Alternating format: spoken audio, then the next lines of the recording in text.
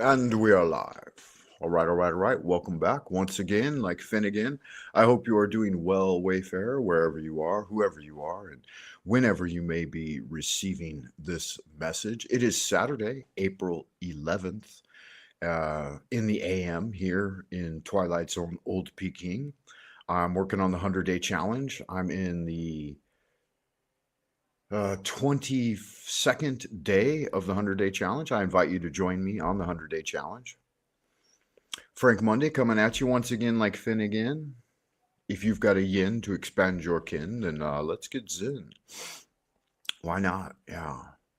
Um, Hope everyone out in Happy Land is doing all right. I'm a little bit under the weather, a little bit, a little bit. It's all right. Got myself a cup of coffee. I'm in it to win it today. Grand Wizard of the Esoteric Order of Dagon, bringing you the 100-day challenge, Sorcery of the Ancients. Please hit the what are those called? Like buttons? Is that how they work? Yeah, so poke at it, do the thing, make it happen. Like it, subscribe, as they say. Yeah, that helps out the show. As far as I know, I mean, I think so. It seems to be a benchmark, like a goal for folks, oftentimes, right? You know, getting a broader sub base, reaching more people, having conversations. That's what I'm here for, having conversations. So if that's what you're here for, join me. Join me, yeah. While we have time. We don't have much time together anymore, Wayfarer, whether that be because time is drawing nigh, as they say, right? Or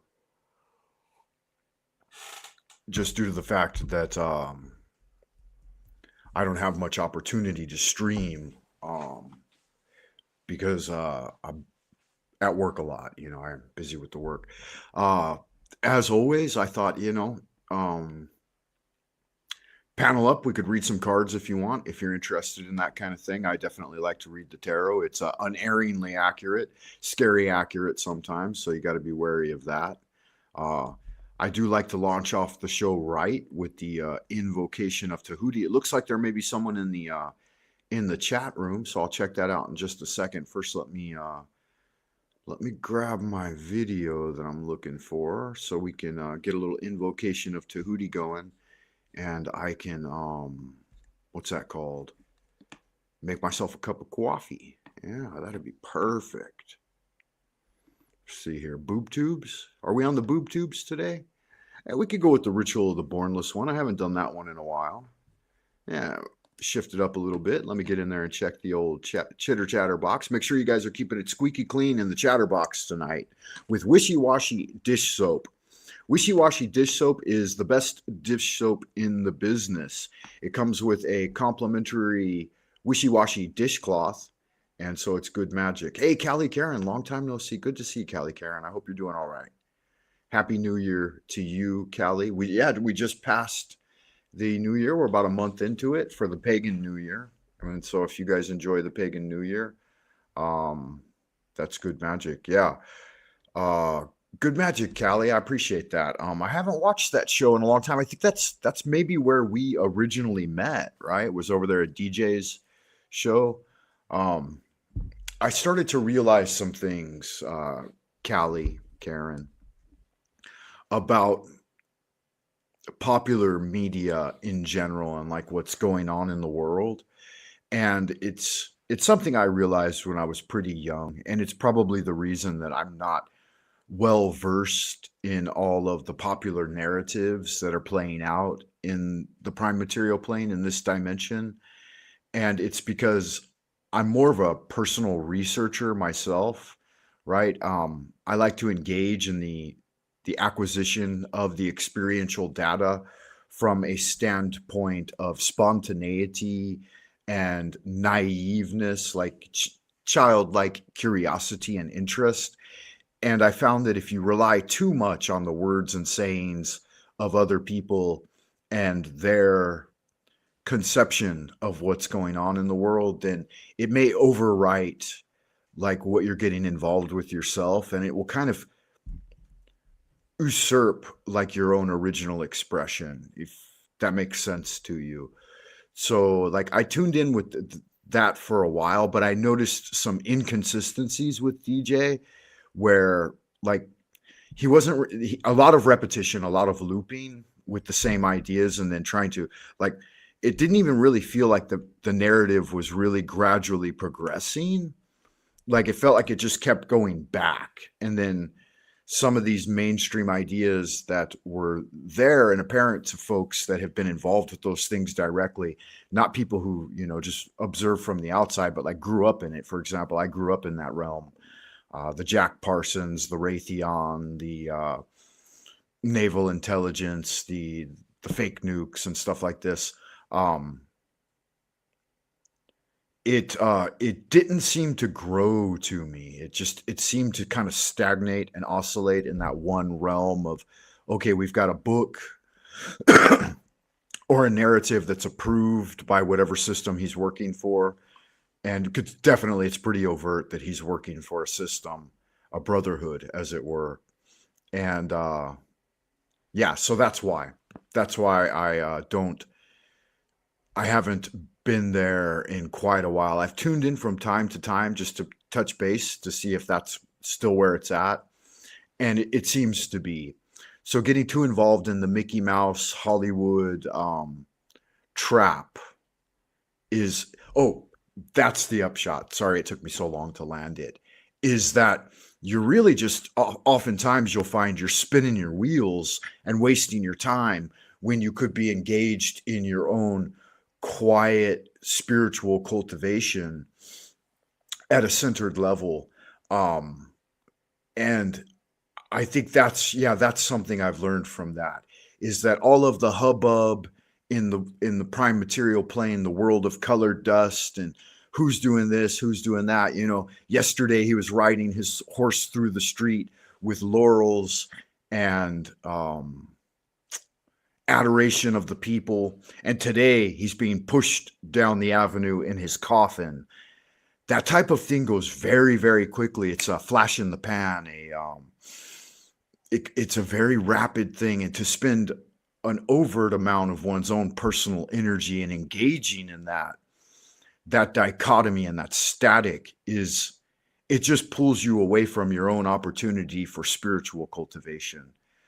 So an interesting question from Gabriel. Gabriel says, what's the best thing magic has taught you?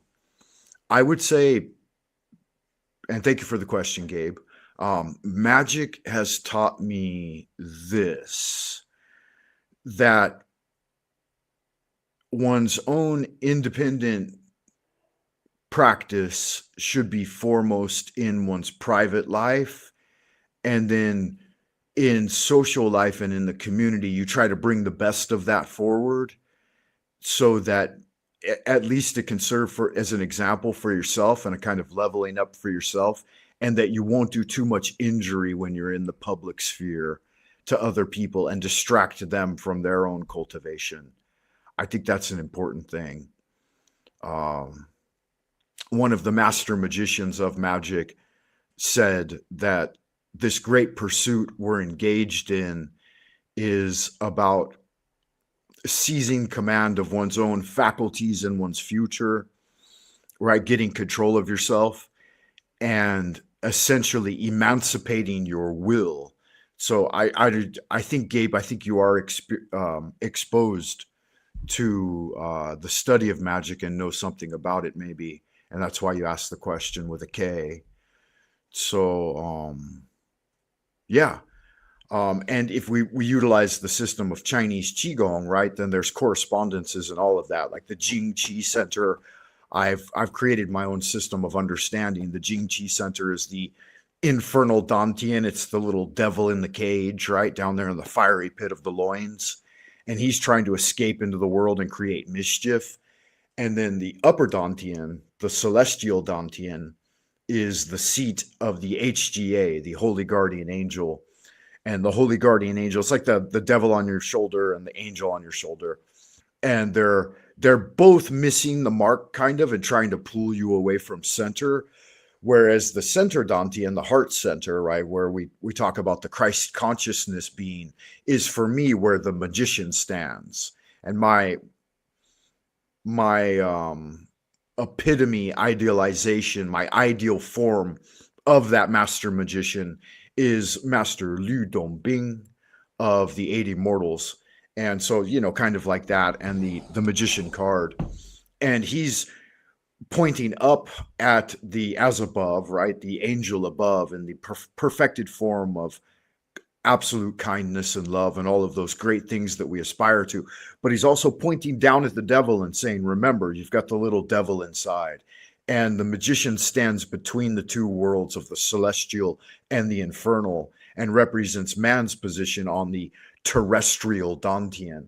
And so that outpouring, that magic is this, the control of the lower primal urges of like the Jing Qi, the energy of creation to escape into the world, controlling that, redirecting it upward, obviously, this type of microcosmic orbit in internal alchemy, and then refining it so that it rains back down and the magician enjoys a constant sense of leveling up. And that's not to say that you don't get pulled back down, right?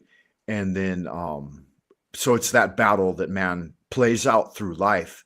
And then really what's it pointing towards? And this is the goal, I think, that really your question is pointing at.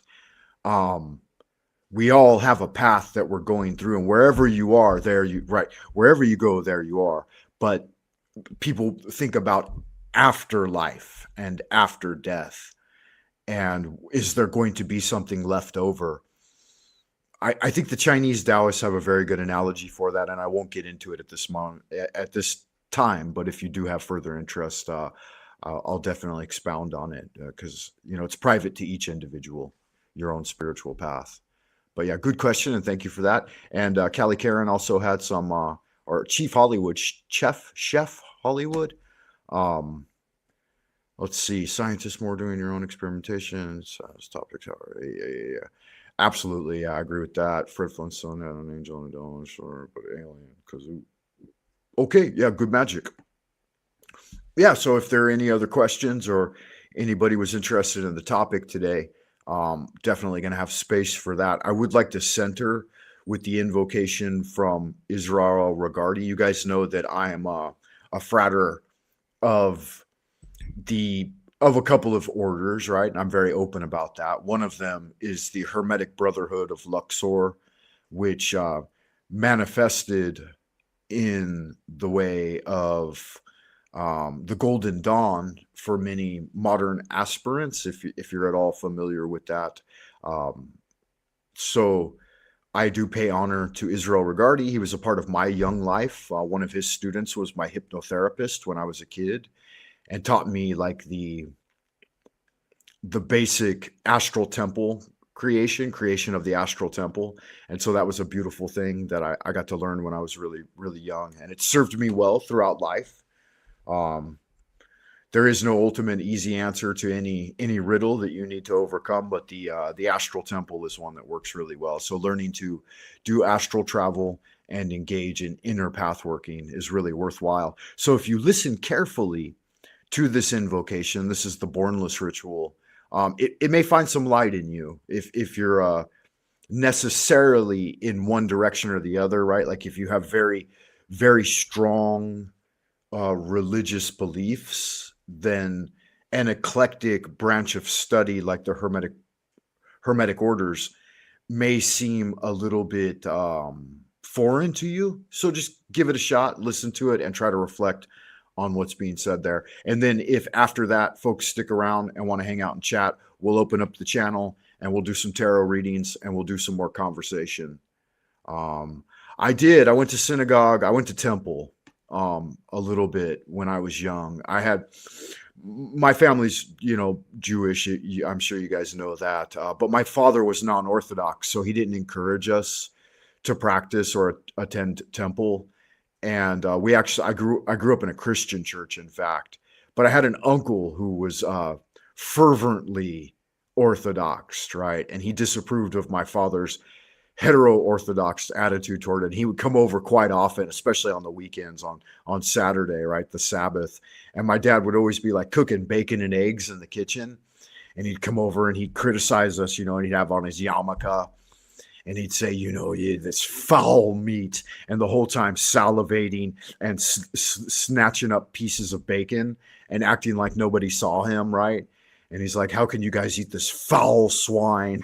And I'm like, it's so true of most religious people, right? They're just complete hypocrites. It's like they have oftentimes, not all of them, obviously, but they have a set of precepts, and they oftentimes don't even live up to them. But yeah, it's wonderful stuff. He encouraged me to, attend and get out the dreidel and learn, some of the basic prayers and stuff, which is good magic. I appreciate that. I appreciate all the different influences I had on as a young man. He told some really funny jokes too.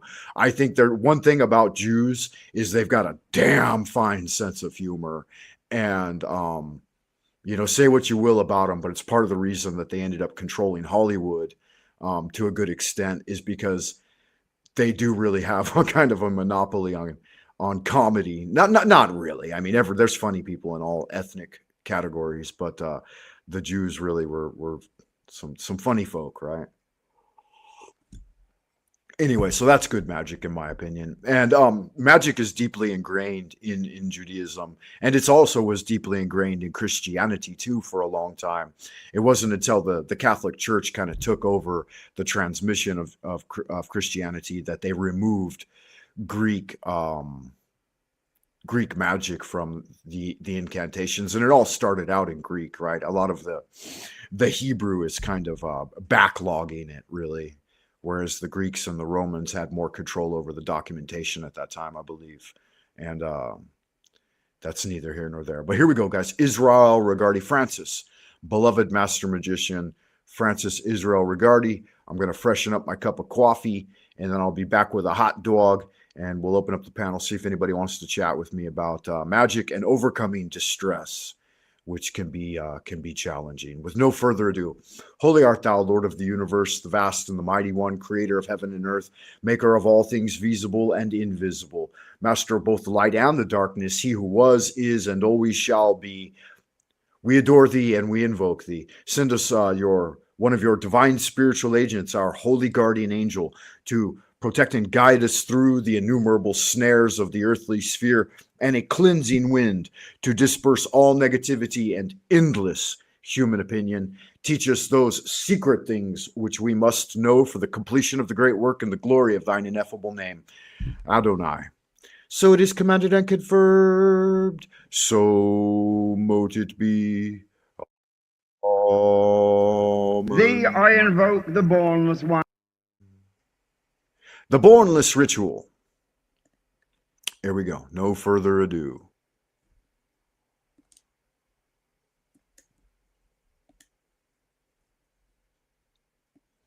If I can get the setting correct, there it is. The bornless ritual. Please reflect. Thee I invoke, the bornless one. Thee that didst create the earth and the heavens. Thee that didst create the night and the day. Thee that didst create the darkness and the light. Thou art Asa Arnepha, whom no man hath seen at any time. Thou art Iarbes. Thou art Ea Apophras Ra. Thou hast distinguished between the just and the unjust.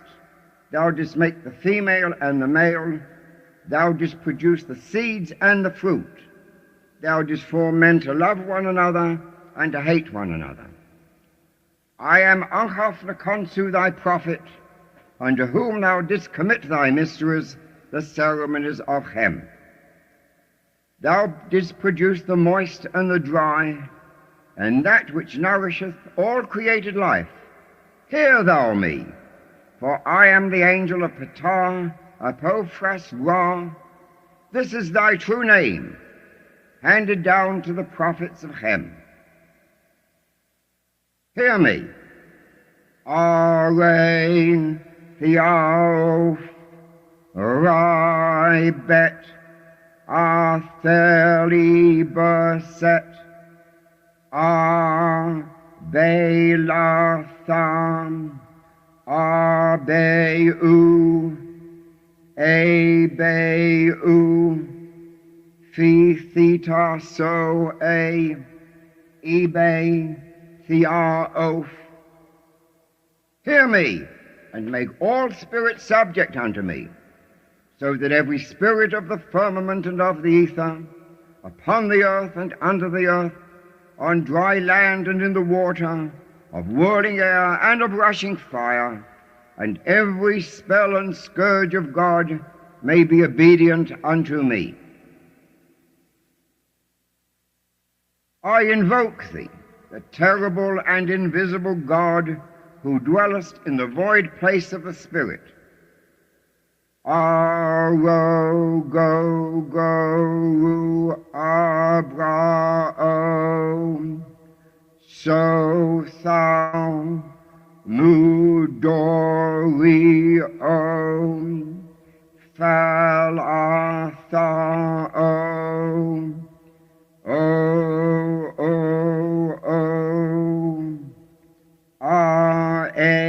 pay the boundless one. Hear me, and make all spirits subject unto me, so that every spirit of the firmament and of the ether, upon the earth and under the earth, on dry land and in the water, of whirling air and of a rushing fire, and every spell and scourge of God may be obedient unto me. Hear me, Ru Abraio Mario Dom Babylon Balbin Abaft Asalonai Arfen Eof E Photeth Abrasax R-A-O-O-U, Ishure, mighty and boundless one. Hear me, and make all spirits subject unto me, so that every spirit of the firmament and of the ether, upon the earth and under the earth, on dry land and in the water, of whirling air and of rushing fire, and every spell and scourge of God may be obedient unto me. I invoke thee, Ma-ba-ra-e-o,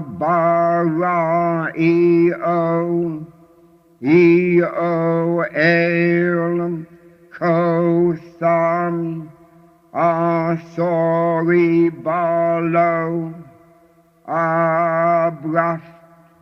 Hear me, and make all spirits subject unto me, so that every spirit of the firmament and of the ether, upon the earth and under the earth, on dry land and in the water, of whirling air and of a rushing fire, and every spell and scourge of God may be obedient unto me.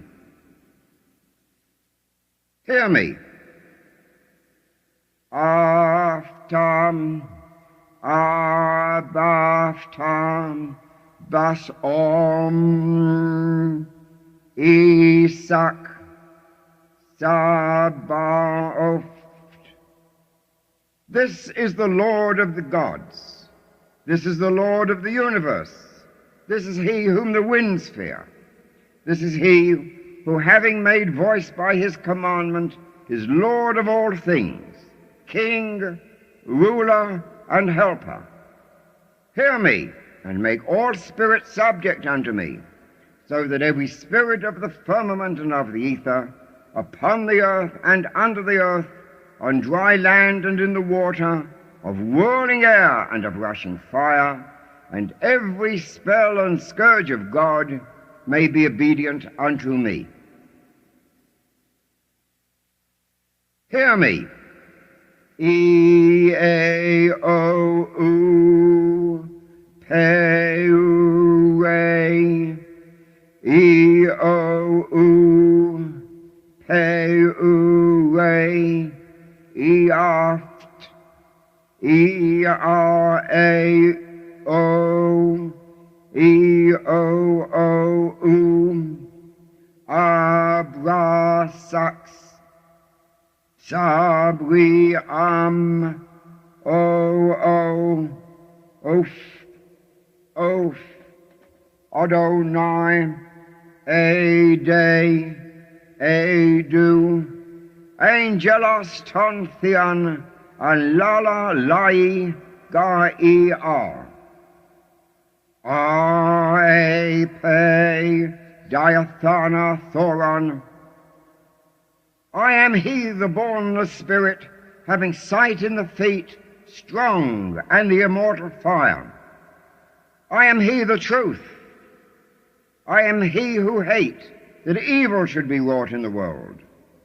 I am he that lighteneth and thundereth. I am he from whom is the shower of the life of earth. I am he whose mouth ever flameth. I am he, the begetter and manifester unto the light. I am he, the grace of the worlds. The heart girt with a serpent is my name. Come thou forth and follow me, and make all spirits subject unto me, so that every spirit of the firmament and of the ether, upon the earth and under the earth, on dry land and in the water, of whirling air and of rushing fire, and every spell and scourge of God may be obedient unto me. E-R-O Sabao. Such are the words. Yeah, that's good magic right there. I can appreciate it. I think that's the end of the reel, but I found myself midway still making the cup of coffee. So you'll have to forgive me for a moment. It looks like I ran everybody off anyway, which is good magic, you know. Not sure if you can hear me or not. Let's see what we got going on. Oh, the AirPod. Maybe you can hear me now. Yeah, good. I can hear the feedback loop in the background. Excellent. That's good magic. Yeah, so I needed to make this fresh cup of coffee for y'all. I will go back to the studio room, as it were, now and set it down. Yeah, and I did intend to do some tarot today. Coming in over the mic.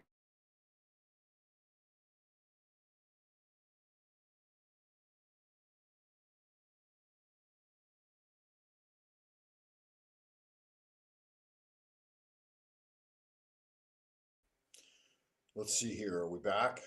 Yeah, sounds like we're back. Perfect. Hope you guys are doing well.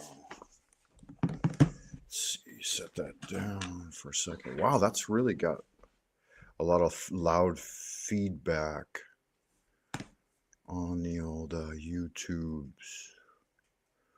Okay, we will remove that. Good, yeah, so here's Frank Monday looking at Frank Monday, right? How funny. Just keep them both up there for a moment. Yeah, so I wanted to make myself a cup of coffee so I could join you guys. Y'all good looking, sexy people out there in Happy Land. Doesn't look like that thing's going to work too good, though. We'll shut it off here in a second. It's kind of funny, though, to play with these things. You know, I got Frank Monday looking at Frank Monday. What if we get both cameras going at the same time? You get the you get this dimension, and you also get this dimension, right? The profile and the up front as well. So funny. Yeah, so thanks for stopping by, guys. I appreciate whenever folks come by to say hi. I do appreciate as well if you do this thing. Get you that kung fu swang. Frank Monday coming at you once again like Finnegan, broadcasting to you from the central kingdom of the celestial dragon, Twilight Zone, Old Peking, far behind the bamboo firewall. Working hard here on the Sabbath. Shabbat Shalom to all my UEUs out there in Happy Land and everybody and anybody who stops by to say hi. I certainly do appreciate it. We'll get a little of that background music, man. I like that. It kind of makes me endure a little longer with the show. I don't know what's been going on with you guys. What's been going on with you, Callie Karen? You said you might be interested in talking tarot a little tarot reading. That might be kind of fun, right? Yeah, thank you for that. What did he invoke? Oh, the bornless one. Just the bornless one. I mean, what is it?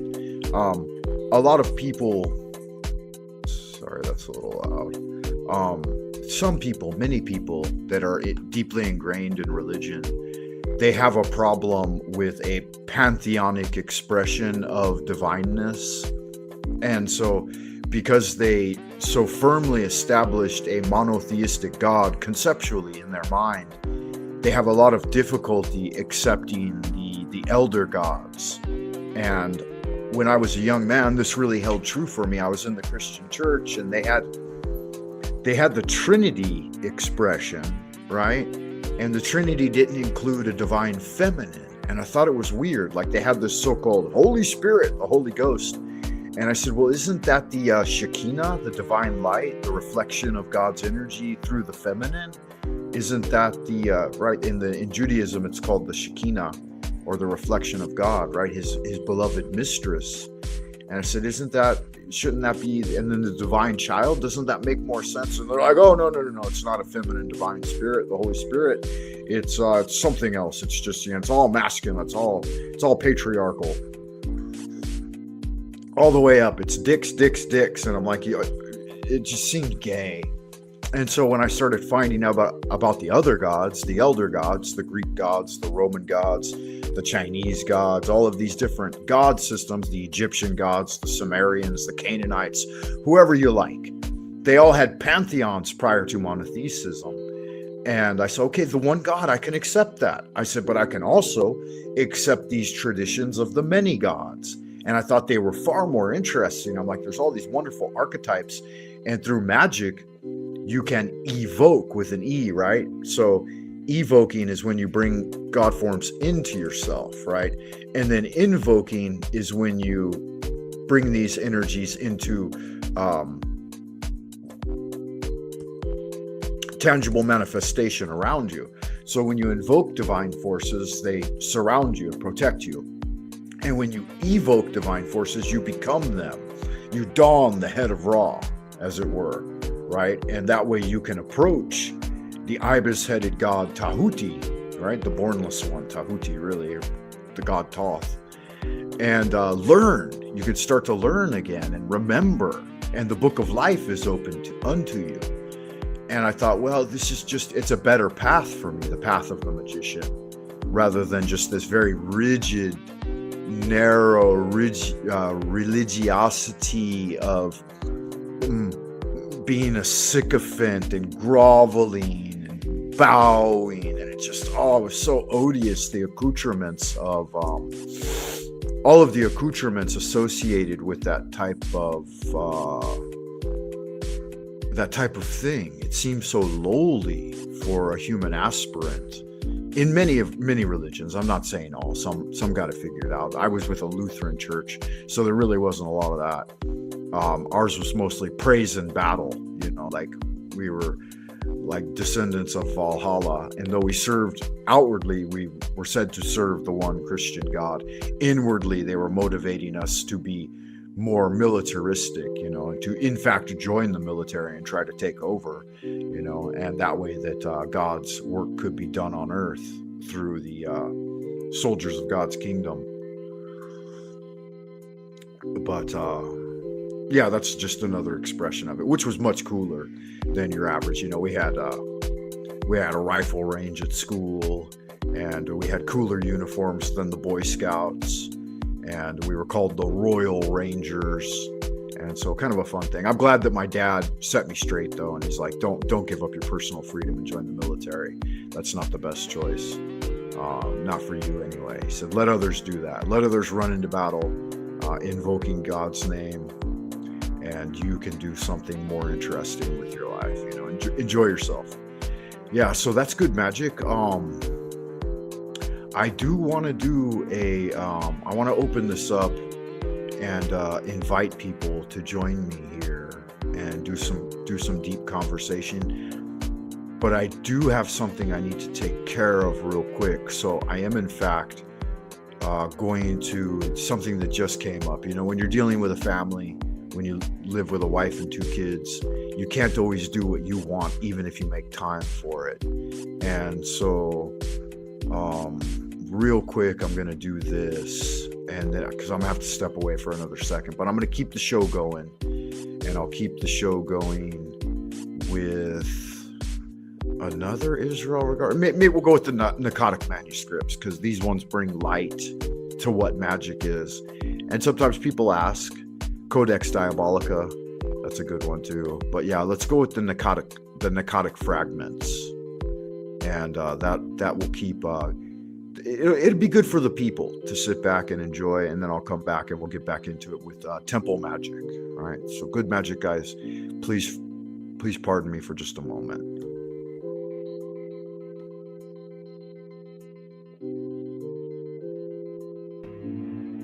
Among the many whispered legends of forbidden tomes and ancient grimoires, few possess the same aura of mystery as the Pnakotic manuscripts. Unlike the Necronomicon, whose apocryphal copies have been the subject of countless debates, or the Unaussprechlichen Kulten, which exists in fragments scattered across secretive archives, the Pnakotic manuscripts remain an enigma, wrapped in layers of obscurity. Some claim it never existed in any material form, that it is a collection of knowledge transcribed in fleeting visions granted to those who dream too deeply. Others believe it is a lost relic from a pre-human age, a remnant of a civilization that transcended both time and space.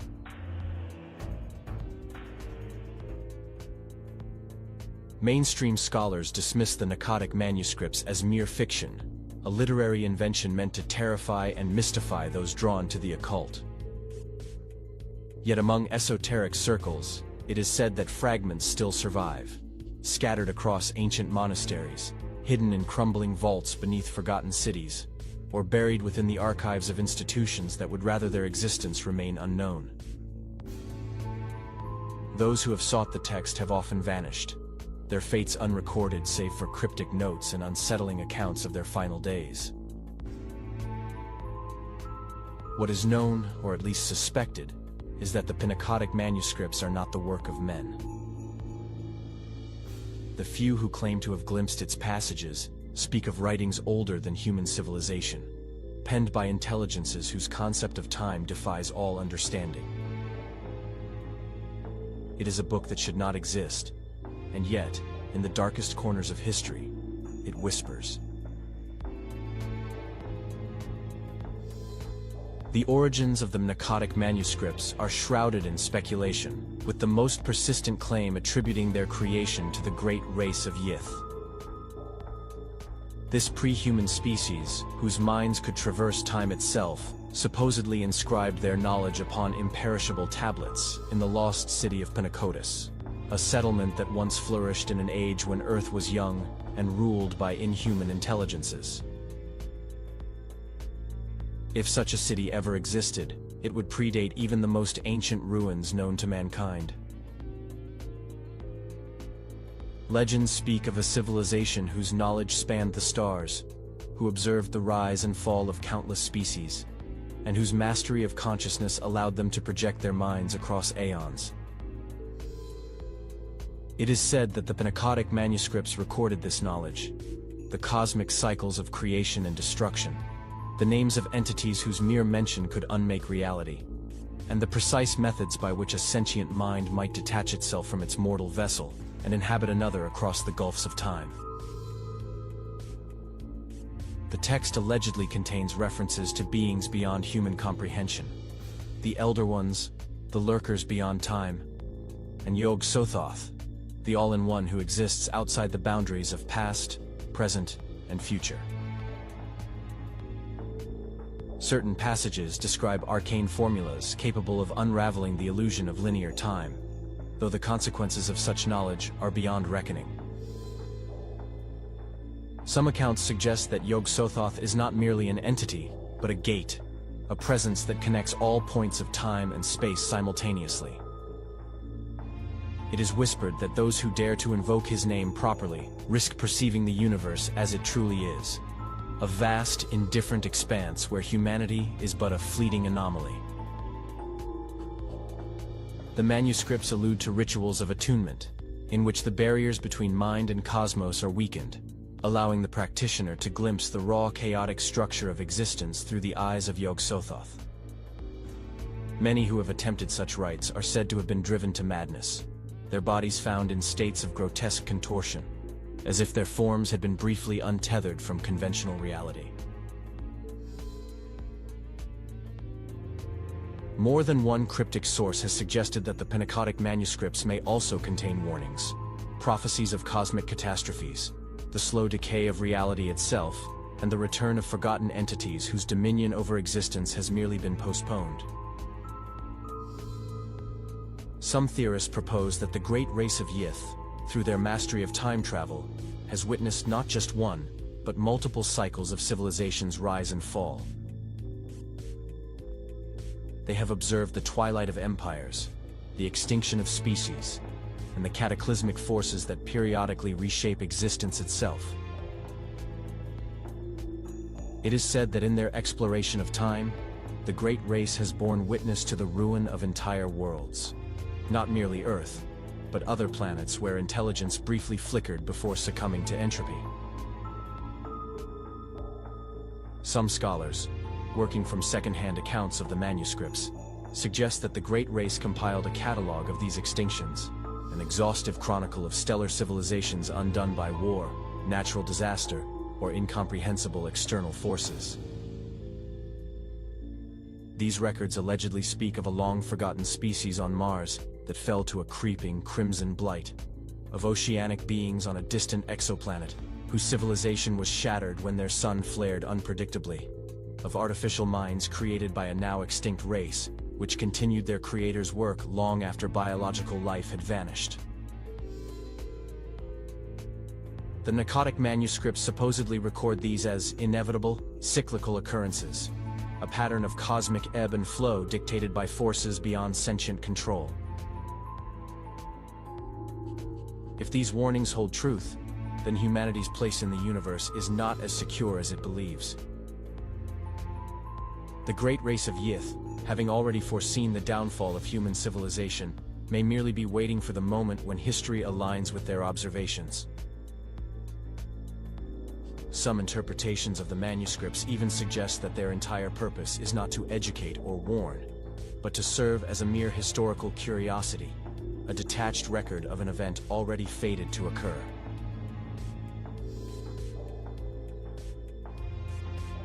Though the Pnakotic manuscripts are said to originate from a pre-human race, scattered records suggest that certain fragments of the text may have fallen into human hands throughout history. These accounts, though rare and often conflicting, suggest that various civilizations, Mesopotamian, Egyptian, Greek, may have encountered glimpses of its knowledge and attempted to incorporate them into their own mythologies and sciences. The Book of Ibon and De Vermis Mysteries both contain vague references to a text known as the Scriptum Pnakotica, described as an ancient book of impossible knowledge.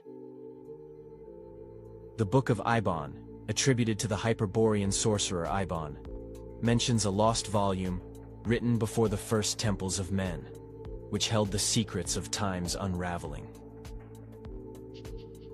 De Vermis Mysteries, written in the 16th century by Ludwig Prinn, contains a cryptic passage that reads, "To those who walk within the currents of time, the words of Pnakotis are neither past nor future, but always. Beware the scribes who inscribe upon the skin of eternity." Some scholars believe this is a reference to the Yithians' ability to record their knowledge across multiple epochs, inscribing their wisdom into forms that might only be comprehensible to certain minds. The Necronomicon also makes brief allusions to the Pnakotic manuscripts, though its references are veiled in metaphor and obscured by Alhazred's poetic phrasing. In one particularly enigmatic passage, the Mad Arab writes, "The winds from beyond time whisper of the halls of Pnakotis, where the minds of those not yet born commune with those long vanished." This line has been interpreted as a reference to the great race's time-traveling nature, suggesting that their knowledge is not confined to a single moment, but spans the entirety of cosmic history.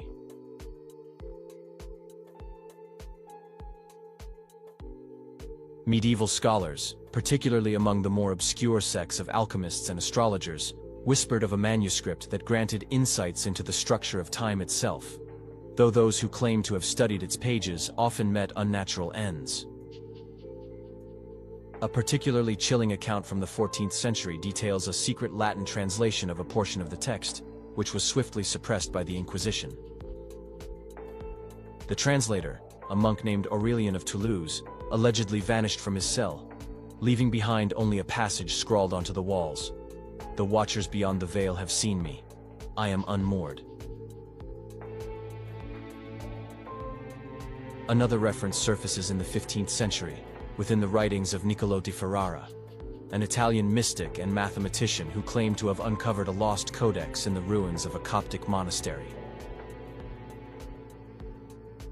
Di Ferrara's notes, preserved only in fragmented form, describe a text containing the measurements of the heavens before the firmament was fixed, and a record of the years of the unborn. His fate remains uncertain. His final letter, addressed to a colleague in Venice, speaks of a great design, a pattern woven across centuries, before abruptly ending mid-sentence.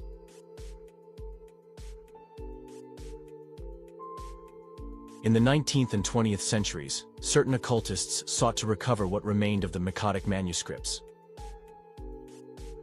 One such individual, the enigmatic Charles Montague Harrow, traveled extensively across the Middle East and Central Asia in search of a rumored cache of ancient texts hidden within the ruins of a monastery. Harrow's final letter, sent from the depths of the Karakum Desert, spoke of an underground vault lined with stone tablets etched in symbols unlike any human script. The letter ended abruptly, and Harrow was never seen again. Another figure of note was Edwin Cartwright, an anthropologist and linguist who vanished while on an expedition to the Australian interior in 1936. Cartwright, fascinated by Aboriginal myths of the Star Walkers, beings who traveled between times, believed there was a connection between these legends and the Miqatic manuscripts. His final notes, recovered from his abandoned campsite, mention a series of ancient petroglyphs depicting strange, inhuman figures, accompanied by symbols that bore a striking resemblance to those Harrow had described years earlier. His body was never found, and his disappearance remains unexplained. Given its nature, the Miqatic manuscripts would be among the most dangerous texts in existence, should any fragment truly survive. Many researchers believe that whatever remains of the book has been deliberately hidden or destroyed, either by secretive organizations or forces beyond human understanding. Some propose that the manuscripts are not a physical book at all, but rather a transmitted knowledge, accessible only under specific conditions, perhaps during states of altered consciousness, through rituals, or in moments of deep, unexplainable insight. If the great race of Yith inscribed their knowledge into something other than parchment or stone, it may persist in forms we cannot comprehend. Others theorize that agencies or groups aware of the book's potential have taken steps to ensure its secrets remain buried. The supposed disappearance of certain researchers, the destruction of obscure historical texts, and the suppression of anomalous archaeological findings all point toward an active effort to conceal knowledge that might unravel the fabric of accepted reality. Then, there are those who claim that fragments still exist, hidden in places where few dare to look, sealed within the catacombs of forgotten monasteries, buried beneath the shifting sands of the Karakum, or locked away in the deepest vaults of institutions whose very existence remains in question.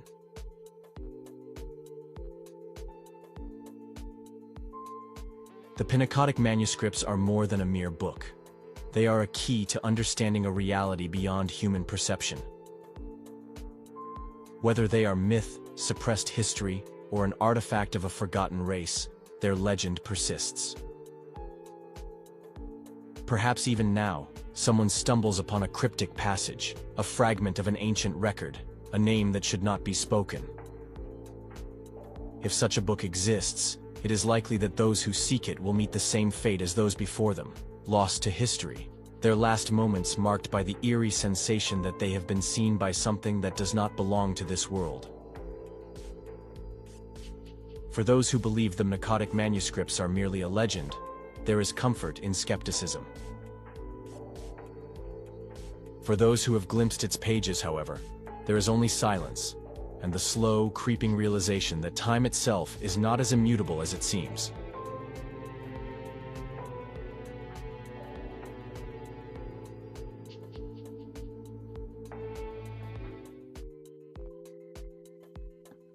All right, all right, all right. There you have it. The Miqatic manuscripts. Yeah, it's good magic.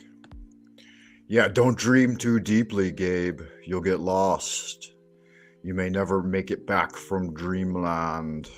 As I write in the introduction below the videos, I don't know if you've ever read it or not, but we come up from the depths of the Fathomless Cavern and through the Spectral Abodes of the Underdark, the chambers of endless echoes, right? The chamber of echoes, and the Labyrinth of Shattered Mirrors, up the Ladder of Ascent to the very ledge of revelation, onward and upward, beyond Dreamland, to the celestial realm and the Timeless Homeland.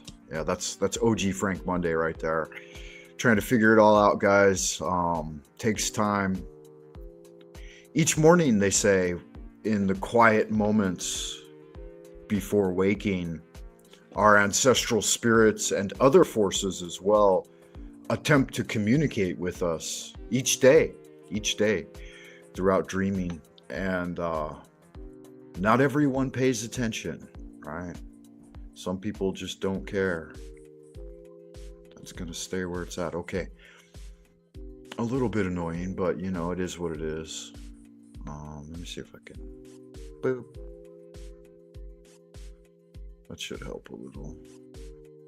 Did that work? Yeah, it looks like it worked. Okay. Good magic. Welcome back, everyone.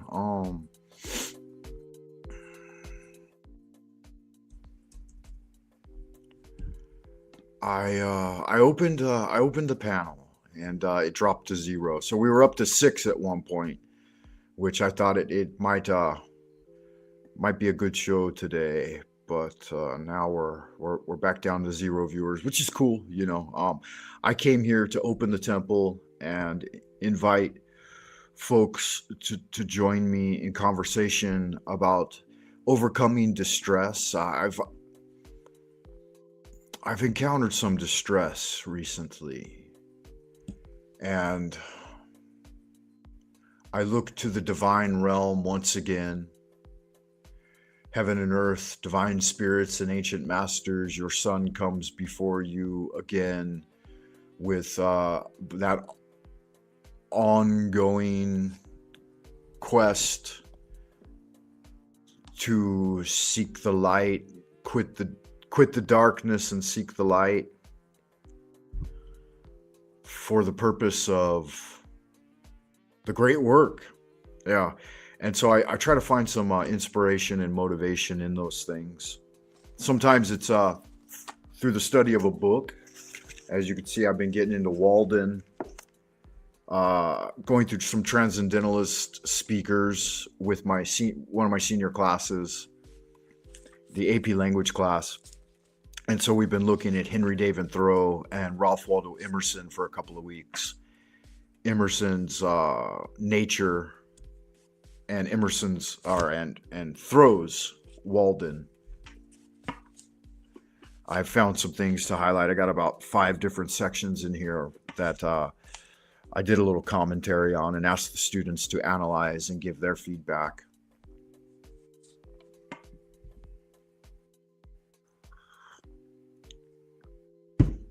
The whole ground of human life, writes Thoreau, seems to some to have been gone over by their predecessors, both the heights and the valleys, and all things to have been cared for.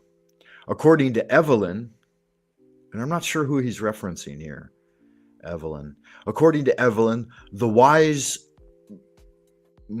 wizard king Solomon prescribed ordinances for even the very distances of trees between each other, and the Roman proctors have decided how often you may go into your neighbor's land to gather the acorns which fall on it without trespass, and what share belongs to that neighbor. Hippocrates even left the directions how we should cut our nails. How interesting.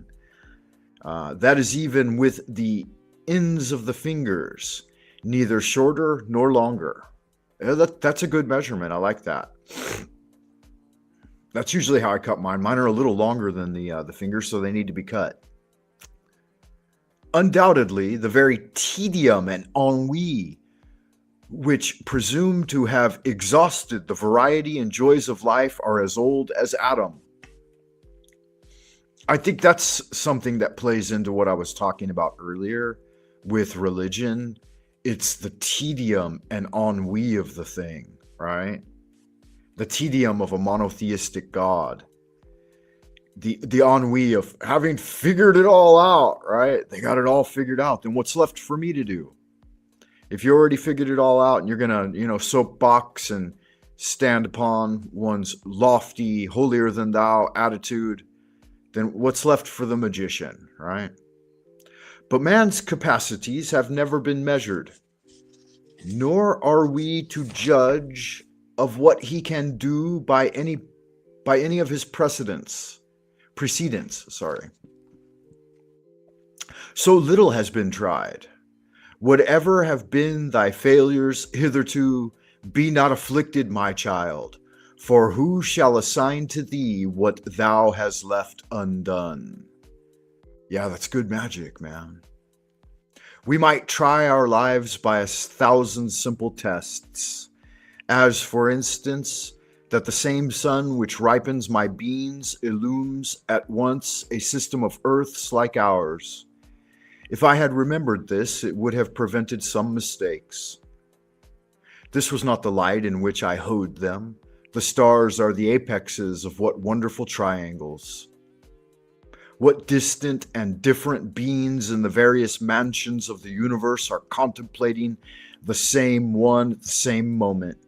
Nature and human life are as various as our several constitutions. Who shall say what prospect life offers to another? Could a greater miracle take place than for us to look through each other's eyes for an instant? We should live in all the ages of the world in an hour. Aye, in all the worlds of the ages. History, poetry, mythology. I know of no reading of another's experience so startling and informing as this would be. Yeah, it's good magic. Sometimes you need the contemplative mind of a poet to endure it all, right? As the great prophet of our aeon said, no new horror can be more terrible than the daily torture of the commonplace. Right? And it's that commonplace mediocrity that breeds ennui. So overcoming trance states and overcoming ennui. I lit an incense, guys, as a thing of prayer, but it's kind of overcoming the space here. So I'm going to need to back it off a little bit, open the windows. So give me a second, if you would, Wayfarer, and I will treat you to a bit of musica by Dweller of the Dark. And whilst I do that, I'm gonna grab my paper fan and clear the room of some of this incense smoke. It's a little too dank.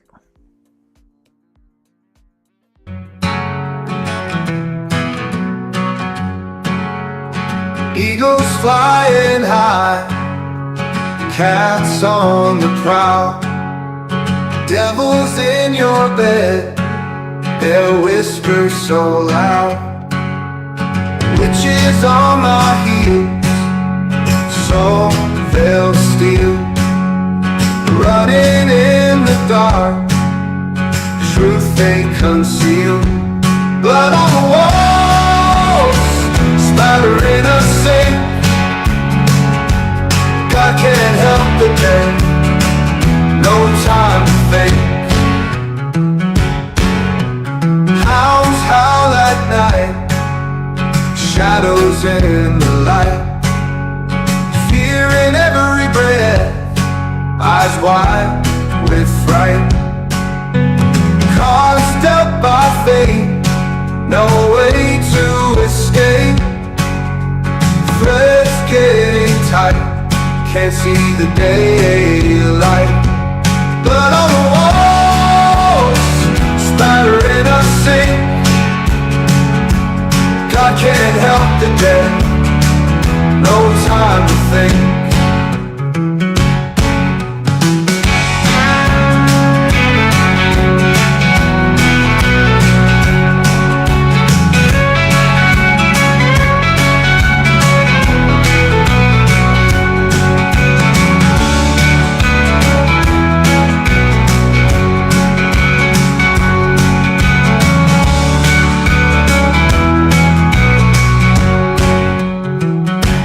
Cards dealt by fate, no way to escape. Threads getting tight, can't see the daylight. Blood on the walls, splattering a sink. God can't help the dead, no time to think.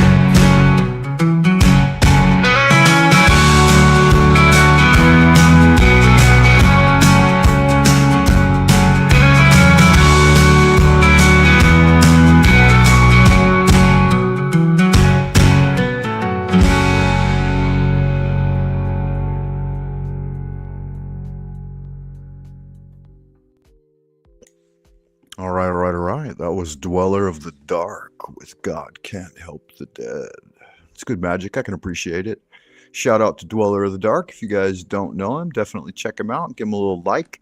Please do tell him that Frank Monday sent you. That'd be good magic.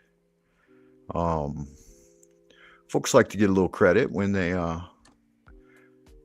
add someone else's show, especially folks you appreciate, right? I don't know if you guys know The Machine Lies or not, but he's got a great show too. It's I think he broadcasts twice or three times weekly, so definitely worth checking out. If you guys don't know him, here's a little intro I put together for TML. You guys could check him out. Check it out now. Yeah, get you that kung fu swine. Eyes of the machine on the machine that lies. Ooh, all right, entertainment. Basically, on the stream, The Machine Lies, we're taking a very critical look at technology. So the reason we're doing that is because we're looking at the medium that is used to communicate, right, and transmit information, right? We don't think that any form of mediation is neutral, right, but it's laden with values. And so I think that the well has been polluted by technology. So obviously we take a critical look at technology, right? We're looking at different concepts in relation to technology, right? In terms of philosophy, right? And in terms of religion. Now, that is one of the main purposes of the show, is that we really look at where technology and religion, science, and spirituality, where those things intersect, right? Because there's a crisis of the modern world in which there's a majority of the modern world is religious people. Their mindset is secular, and the means they employ are secular. We're living in a post-liberal, post-human, post-geological age, right? So we're talking about the death of liberalism, the rise of the world technological system. Now, we do think that, there's a considerable level of externalization of the ego, and mediation of ourselves through the means we employ. So obviously, we shape tools, but the tools we use shape us, right? So that's one of the main things we're trying to get across on the show is how technology changes human psychology. If you question the means you employ and what the objective factors of power are in our age, right, then that's the most important question you can ask. Right, that's the most critical stance you could actually take. Right, like most people don't question, how or what means they use to question to ask the question itself. Right, so we're actually taking a critical look at technology, right, as a primary form of communication, as an objective factor of power in our age. Right, and we think that basically we're assuming that a lot of the stuff that we see through this medium is totally made up, right, fabricated, and that is based on the fact that it is artifice. It's produced by a machine, right? So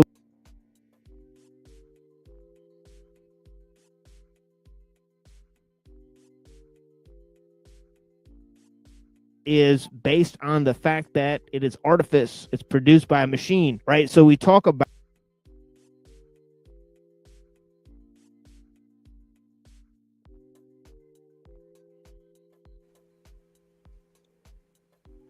I wonder why it cut that video. It cut it twice in a row. That was weird. I think it cut it right off at the end. Trippy. All right, it is what it is. Whatever.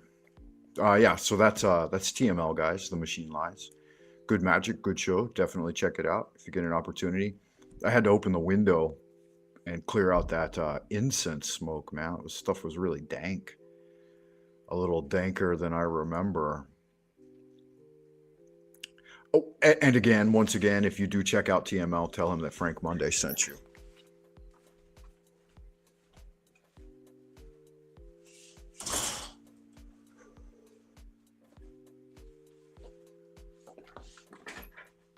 I would certainly appreciate that.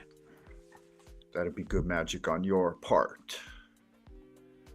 Let's see what else we got here for today. I think I dropped the link, right? In case anybody wanted to roll in and get a little tarot reading. Talk Tarot with Frank Monday on a Friday, I believe, for you guys. Some of you guys. It's Saturday morning here for me. Shabbat Shalom. So distress and isolation, it causes degeneration in the human body, mind, and spirit. And we need others, but at the same time, sometimes they stress us out, right? Especially depending on who they are. And I was contemplating some of my stressors because I've got a whole new set of stressors to look forward to now, as per usual. And so I wanted to get a theme for today's transmission. And I even drew the 5 of swords. So the swords are tough. They're the mental realm. And there's a lot of hardship all the way throughout the minor arcana of the swords. And 5s are disturbances and stressors, right? They're upheavals. It says it's indicative of a lack of sensitivity and being interested only in petty matters and self-gain and self-aggrandizement. But if you look at the original image there on the card, you've got one guy who's looking on and another guy who's kind of walking away. And so both are kind of dissatisfied with the situation. One is a winner and one is a loser. But that type of competition and engaging in battle always causes that. It causes elevation on the side of the victor and then depression on the side of the vanquished or the loser. So the memory key here is too involved in selfish gain. Lack of thought will cause great pain. So stressors oftentimes are that. It's when you're too focused on self rather than the bigger picture and the greater thing, as it were, the wholeness of the expression. And so sometimes loss and gain, well, in all situations, according to the Taoist tradition, it's loss and gain that makes people petty and narrow. and coming into the world, they have like an opposite type idea of the naivety and spontaneity of childhood. And it's expressed through Tao is that you come in almost like an unformed block, and you have a sort of purity and genuineness that is your primal state. And this is where we should dwell, in this uncarved block and learning. And I mean, obviously we got to polish stones and cut wood and grind at iron in order to sharpen and make good tools in our sphere. But then it becomes isolated to that expression. So in the unformed state, it has raw potential. And it's loss and gain in life that form a lot of people's habituations and cause them either pleasure or pain. And that's the expression. That's the learning endeavor we're up to. The guidelines here say, ruling by force does not provide prolonged security. And that's a good message for the guys in leadership right now that think they're going to command the world to be what they want it to be. They're trying to rule by force. Ruling by force is fascism and tyranny, right? So things that we're naturally diametrically opposed to when we're looking for a harmonious expression in society. Breakup or severing of ties could indicate that someone has run away or left abruptly. Yeah, that's what it is right here. The Five of Swords, many swords coming in from all different directions and severing ties and causing injury, right? Injurious things. Especially when you're looking forward to that next step, the Six. And the Six creates harmony and contentment. So it's just all of the minor arcana are temporal phenomena.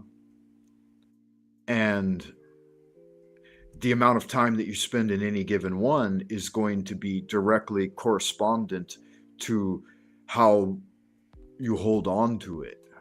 Yeah. And so letting go can be helpful, but at the same time, you got to work through it. You have to experience that breakups and severing of ties and abruptness in that, right? And sometimes it comes as a shock. Not always, though. If you're cultivating to any good extent, then there are no real surprises in the world, especially if you're engaged in your practice of divination. You can kind of see these things coming down the pike most times.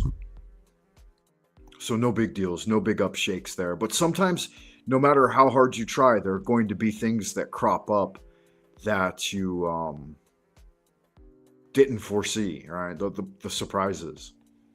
Hey, we have a visitor like right now, right? We have a visitor in the ideas room, one Wildfire OTT. Good to see you, Wildfire. I don't know that you're enough of a regular that I recognize the name right off. I do have some recognition. You may have stopped by before, but I don't have deep knowledge of you. So welcome back and good to see you. We're working through distress. So you ask, how's it hanging, Frankie? Frankie? Yeah,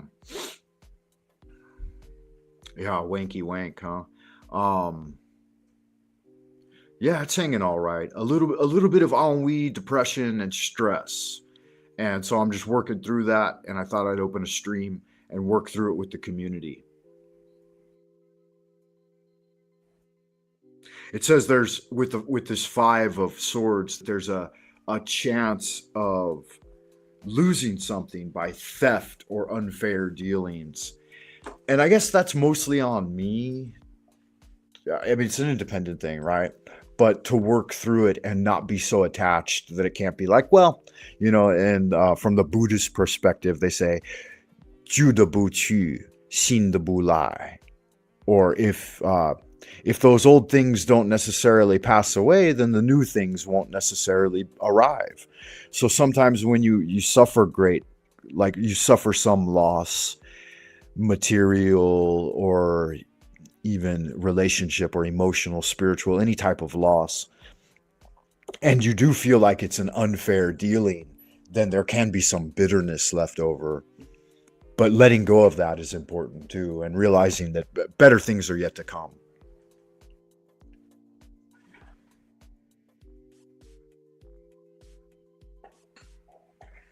Yeah, so this discord, this distressing thing can seem to be, what was I thinking?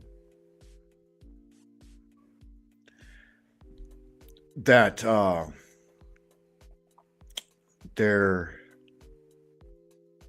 is some leftover ennui or bitterness and resentment, and that's a hollow thing that needs to it can't necessarily be avoided entirely. It has to be transmute, or I shouldn't use such absolute language. I would think for me personally, the best way to deal with it is to do kung fu and magic, right?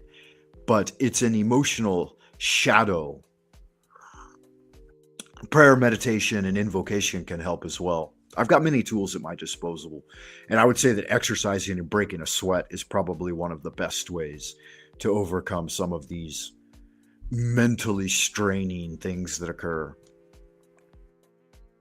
Wildfire, thank you for asking. Miss Monday is doing very well. In fact, she got in a bit of a fender bender with my car the other day. Well, I say my car, it's our car. We have two cars, and the one that I bought for, I guess I bought it for her, really. She liked it more than me. But it's kind of an egotistical vehicle. It's an SUV. It's black. It's made by Audi. It's really nice, leather interior, moonroof, all of that. And I don't know, do I drive it more or does she drive it more? Then we've got like a little economy car, like a little Nissan, which is like a little rinky-dink go-kart that you kind of kick around in. But anyway, she got into a fender bender. She's always getting into fender benders, man. That woman has cost me more money than any other endeavor in my entire life. Like, I spent a lot of money on kung fu training, college, spiritual schools, buying books, and at some point, yeah, she fits right into that stereotype. At some point, you got to think, like, when is enough is enough? How much have you tithed and given out to the world in terms of like getting back spiritual training and cultivation? And maybe it's never enough. No, maybe you always need to go to the temple and give your tithing. But I stopped paying for those things, and when I got to like maybe my mid-30s, and I'm like, hey kid, you've spent 20 years endeavoring to learn the method, so why not just, and I've been practicing the method too. I had learned it through practical application. But I'm like, why not just give up on all that, pursue your career, your family, and do the practice, right? You're no longer looking for the supreme method. You have it. It is the practice of the great work and conversation with one's holy guardian angel. So just do that from now on. Just do the magic. You don't need to keep looking anymore. And so that was a real weight off my shoulders.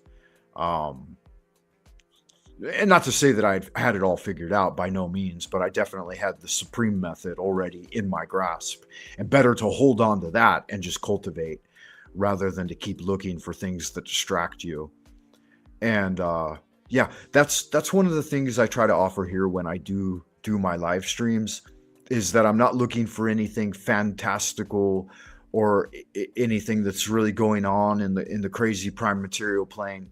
It's just about a natural life of chilling and fellowshipping and socializing with folks here in this space. So yeah, thank you for asking, Wildfire. And yeah, maybe it's the narrow eyes, right, that caused them some problems. But no, I'll tell you what I think it is that in China, I'm not sure about other Asian countries, but in China, they don't train young people to drive or operate cars at a young age like we do. Like, I started driving and operating cars, pretty much at the get-go. You're on tricycles and bicycles and stuff, but then 6, 7, 8, 9, 10, you ride around on mopeds and motorcycles or whatever and driving go-karts. And then by the time I was 11, 12 years old, my father owned an automobile dealership, and he had me moving cars around, so I was doing high level premium 3-point parking and vehicle manipulation. And I only got a fender bender on one of my dad's cars like one time, and never again did I do that. And he didn't overly criticize me for it either. He just gave me a little more training and told me to be more aware, and he took it out of my pay. But yeah, summer job with the old man. And then I was driving heavy machinery. By the time I was 13, 14, 15, I was driving flatbed trucks and operating backhoes and what do they call those, bobcats that you screwed around on the yard. I never was trained in operating a forklift, but I ran a hot tar kettle. By the time I was 15, I was a kettle operator on the summertime. Hot tar, right? All different kinds of tools. So really a wonderful kind of childhood. But that, I think in a way, as Americans, we often do that, and probably Canadians too. I would guess you guys would do that. Yeah, we just start much younger at it because we've got those vast distances of the country that need to be driven, and most of our cities are not set up all tight and confining like here. So what I was going to say, the reason I wanted to say that is because Chinese drivers don't start learning until they're 18 years old. It's the only time, and it's a very slow and dedicated process that doesn't really teach them to become good drivers. It teaches them to fear the law and to understand authority. And Americans don't really roll that way. Like, I mean, you learn to fear the law when you get enough speeding tickets, or you get in trouble just because it costs you economically. But that comes much later. So we seem to be better drivers in general. Definitely Americans, probably better fighter pilots too. We're kind of a mechanized. The U.S. as a country and as a people was kind of the leader in mechanization, based on like the the Nazi engineering model of a mechanized world. And so I think that's something we grasp better than the Asian cultures. They had a lot of high level technology in the ancient past, and according to the historic narrative, and they forestalled it, right? They held it in abeyance because the emperor foresaw, right, through the system of divination and wisdom, that it would cause a lot of hardship in the world once you start using tools that disconnect you from the flow of things. In Tao, we call it the Li, like the warp and weave of the natural order. And so they felt that too much mechanization or technology between the hand of man and his interaction with nature would cause some pretty great ilth, right? We know wealth and ilth. So ilth is the bad stuff produced by producing tech that creates wealth. And so they didn't think that it would be valuable enough to do that. That better just to remain under the authority of natural law and heavenly law, rather than trying to upend things with man's cleverness, right? It's man's cleverness that has brought about a lot of the hardship in the world today. And so there's something to that for the Chinese mindset. Just take it, even like a bicycle would have, or a cart would have been something that would have been too much for the emperor. He'd be like, nah, you don't need to do that. Where the fuck you going on a bicycle? Come on, chill out, take it easy. Everything's being taken care of. And let's use manpower to cultivate the fields. And they created very complex hierarchies and echelons as well, but they did it. I would say that the height of human civilization probably took place through the Chinese expression in the Ming and Tang dynasties. Those were really, really, really high levels, the golden eras, as it were, for civilization. Yeah, and there's nothing wrong with that. Like we've kind of upended that, and it may bring about global disaster at some point. Who knows? But it's been a good ride, right? And so buy the ticket, take the ride. I'm not gonna fucking throw any shade on my Western counterparts. we did our part to bring it into a new era. But we need a balance between the Oriental and Occidental minds, and that's what I've been working towards. That's my my life endeavor, is to get the best of both worlds, the deep spiritual wisdom of the Orient combined with the discipline and understanding of the Western mind as well, at a more scientific, materialistic view of the world, and try to balance those two, right? Because it can be a thing, and it's a lifelong endeavor. It's the great work, right? Before all things,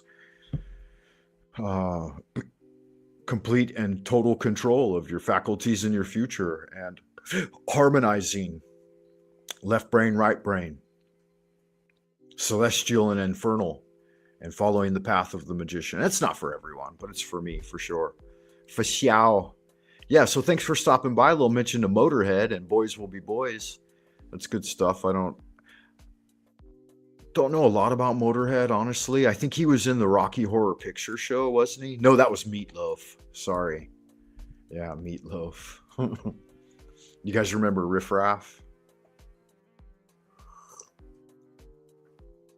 What was the guy's name that played the lead role?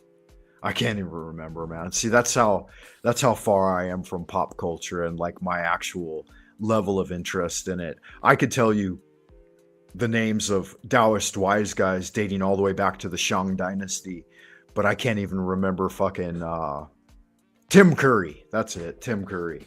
What was his stage name in Rocky Horror? That was such a good film, though. I saw it dozens of times. I saw it live at the LA Theater. I saw it at the Pussycat Theater. Growing up in Los Angeles at that time, right, the 70s, 80s, and 90s, was really quite a valuable thing, right, as far as pop culture goes. But it never really interested me. What interested me was like visiting Oriental temples. The comic book store did too, though. I had a very substantial comic book collection and was deeply into comic books. Comic books were our e-zines back then, right? Before the advent of the internet. The internet didn't even really start till like the mid 90s, right? And I was already graduating college at that point. I remember I had a very passing interest in dial-up and stuff when I was in college.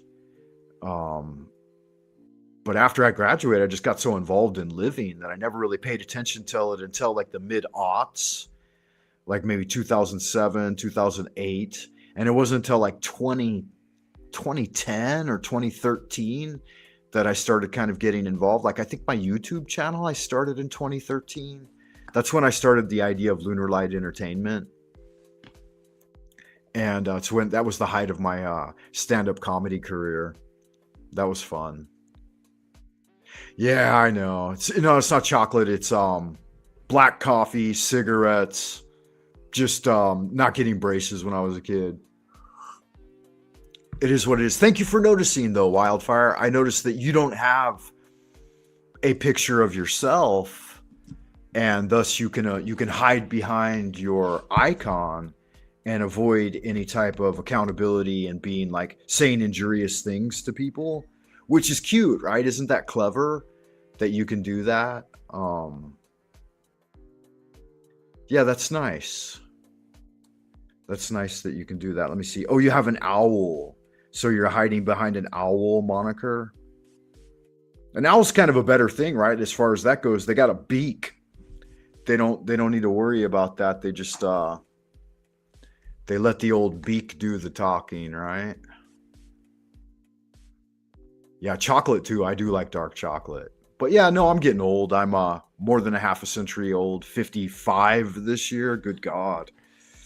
And so, yeah, at 47 is when everything starts to fall apart, according to the Yellow Emperor's classic of internal medicine. The teeth weaken and fall out. The hair grays and falls out. And memento mori, we're all headed straight to death. What about you, Wildfire? Have you got a perfect Hollywood grill? And if so, how much did you pay for it? Are you sporting, what do they call those? Ceramics? No, not ceramics. Something like that, though. Yeah, I'm like George Washington. I got wooden teeth, bro. They soak up the coffee. Yeah, good magic nonetheless, though. So the guidelines there, that takes care of the disturbance and distress. And how can it lead to expansion, right? Like, how do we break through and come out the other side? It says that we should contemplate, and moving on to the Six of Swords would be the next step, right? Because that will take us in expanding away from the distressful laminate. Wow, that would be nice, huh?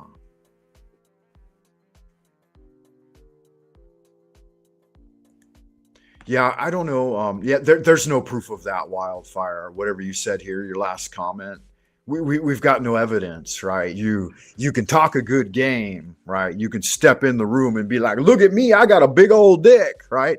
But you're just wearing like a 6-inch black strap on. It's not really your dick, you know. We have no proof of that.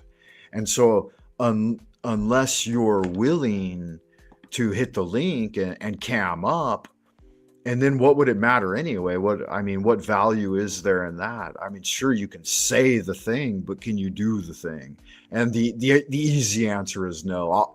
Otherwise, you wouldn't be in someone else's chat room talking shit on the keyboard. Oh, look, I've got something clever to say. Look at me. Oh. Yeah, so I know the type, bro. You're like a 2-year-old. You haven't got anything worthwhile to say, so you're better off saying nothing at all right? If you don't have anything nice to say, don't say anything at all. That would be a better plan for you, homie. It's all right, though. We'll run the FM intro one time so I can smoke myself a cigarette, and y'all good-looking sexy people can enjoy it. I put this together a while back, and it's good fun, you know. I'm sure you'll appreciate it. Actions coming at ya.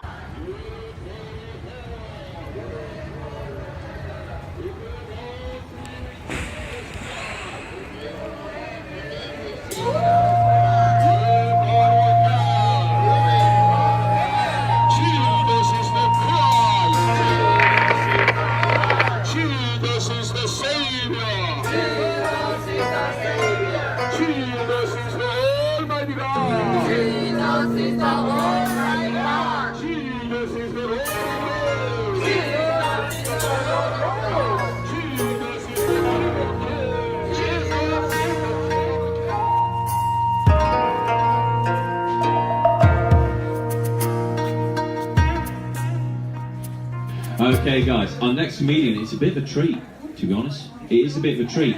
He's been away for 3 years. He is now back from the dead. Well, America. Give a big round of applause for Frank Monday. Would anyone want to repeat this?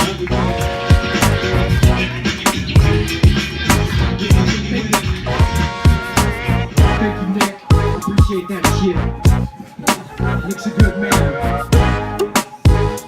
You know what that's like, being a good man. It's tough in a fucking city like this, though. You know, nobody gives a fuck. They're like, God damn, that's some crazy shit. Motherfucker wearing high heels and shit. Looking good, too, huh? Yeah, you guys like that. That's all right. It's okay to fall down occasionally. I do that sometimes. All right, being back in the Ting is pretty fucking nerve-wracking. You know, performing for 4 minutes straight. The only other time I get this anxious when I gotta perform for 4 minutes straight is when I gotta make love to my wife.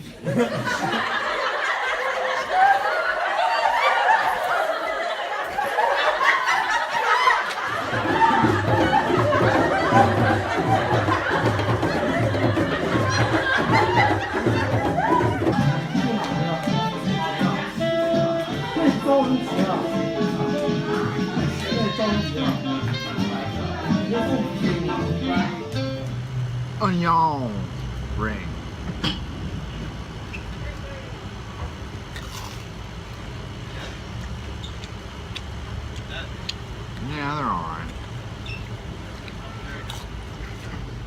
Hey, be watching for the Star Wars blog Rebellion coming out in December. You'll love it. It's follow-up to the award-winning Generations. Oh yeah. There you go, Frank. Here's my burger.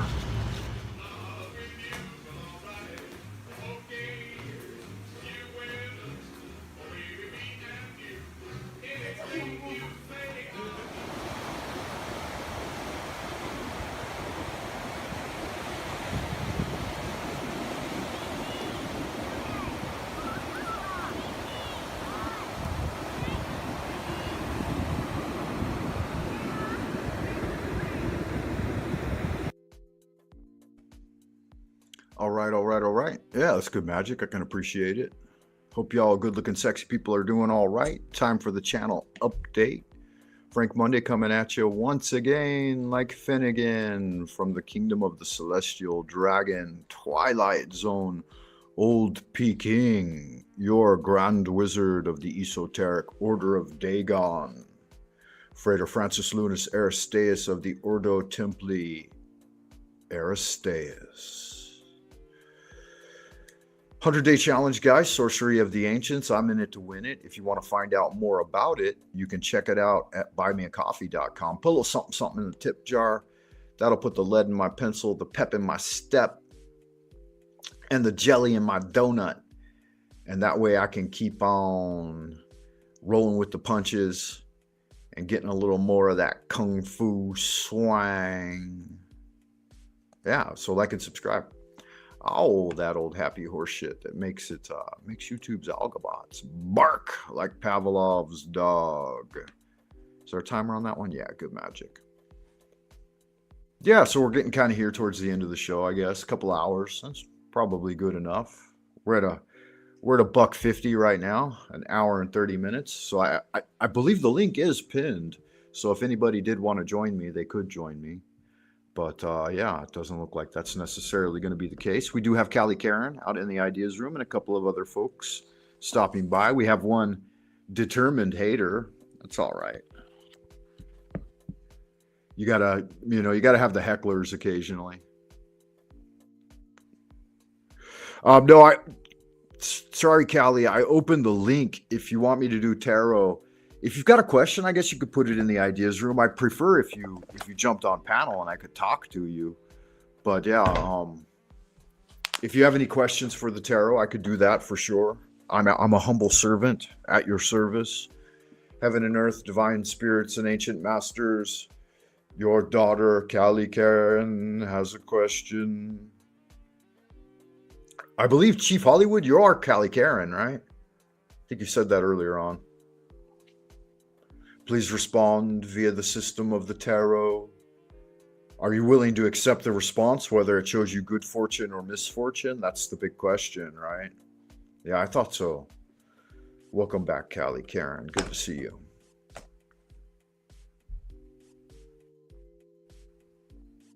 Yeah, so if you do have a question, fire away when ready. Try to articulate it. Try to contemplate it before you type it. Right, and think, what is my question really for the tarot? Why would I seek the counsel of a system of divination? Because it's not me. I'm just the interpreter. I'm just the mediator, the go-between, the middleman.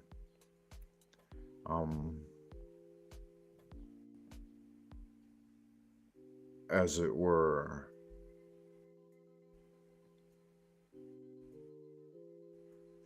Where is the adoration of Abraxas?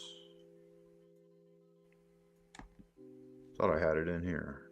Doesn't look like I do.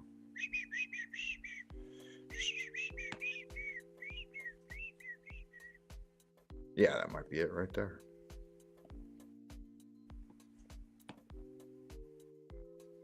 Okay. Yeah, should I pick some cards for the Cosmic Collective? Yeah, that's good fun. I'll do that, Callie. That'll be fun. Let's set it up.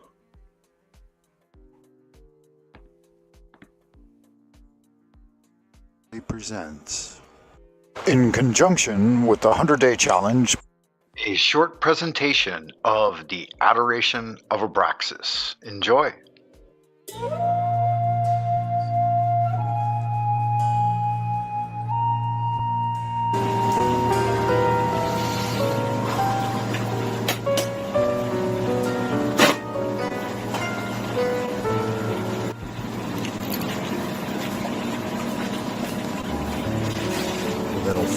set the tune, set the tone. Holy art thou, Lord of the universe, the vast and the mighty one, creator of heaven and earth, maker of all things visible and invisible.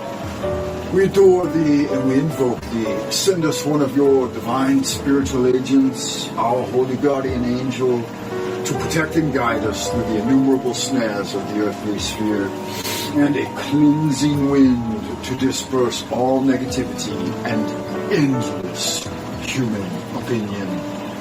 Teach us those things which we must know for the completion of the great work and the glory of thine ineffable name. Adonai. So it is commanded and confirmed. So mote it be. Amen.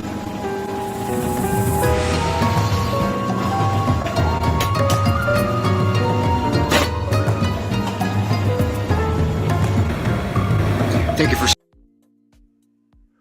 Hey, why did it stop short? It seems like that the last video I played, it cut it short too. That's weird. Yeah, whatever. StreamYard fucking around with shit, cutting videos short. Yeah, so I got my tarot cards out. I think, yeah, we'll do that, Callie Karen. That's a wonderful suggestion. Let's do a general reading for the collective, and we'll see how far it goes. So yeah, I got the cards here. I need a little more of a table here in front of me, or maybe I just need to push all my stuff back on this desk so that I've got a better working space. I'm still figuring it out, you know, the YouTubes, they are what they are. The return on investment is very low.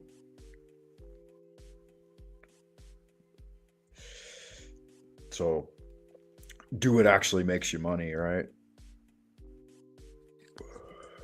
And what you're good at too. Nothing wrong with doing what you're good at.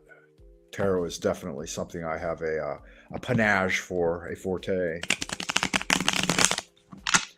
Yeah, so for the Universal Collective, what are the guiding energies for the current timeline right now? What's going on right now? What do we need to focus on? What needs to be a central focus for folks out there in Happy Land? And if the reading resonates with you, take it. If not, leave it aside, right? Go ahead and try to get a good forced cut there right in the middle. We'll start off with, oh yeah, it's kind of a nice one. Walking away from emotional things that you've built up. What is that? Where's the old reading glasses? An 8? An 8 is a good stable thing, showing movement away from stagnation. The 8 of Cups, a change in direction. Ooh, another indication though of a breakup. So if you know that I started today's transmission with overcoming distress because of a recent breakup, not a romantic one. I got plenty of those and plenty of opportunities for those. Because though I may have crooked teeth, they're good teeth, and I'm a very handsome and charismatic fellow, and so you get certain attributes in life. You don't get everything. Sometimes you do get everything, but so this is walking away from those things which have built up over time. It shows some indication, not of loss though, but kind of stepping away from them. And it can be cyclical too. It can only be for a time, but there's been some deception and hardship in your environment, and it's time to follow the path of the hermit. Yeah, so this card is a direct indicator of seeing the lamp of card number 9, the hermit, up in the mountains, and then having your little castles made of sand standing there. You're very proud of them, you know, your babies, you got them all stacked up, but it's time to step away from them and move towards higher spiritual pursuits. Yeah, so maybe that can be that. You said we're in a war. I don't know that Congress has officiated or declared a war. So war, really? No, the US, you're talking about the US and Iran, right? That's not a war. That's just military action by another kind of egomaniac president, you know, and it's not even him, it's all the people behind him pulling the strings. But no, we're not at war. Nobody's at war that I know of. There's military actions happening, but those are always happening, Callie Karen. Any great generation you appear in, there's always going to be wars and rumors of wars. There is nothing new under the sun. So we'll start off there with you got to step back from it sometimes and work on your own spiritual cultivation, right? Why get involved in it? The politics, a liberation of the Persians. Yeah.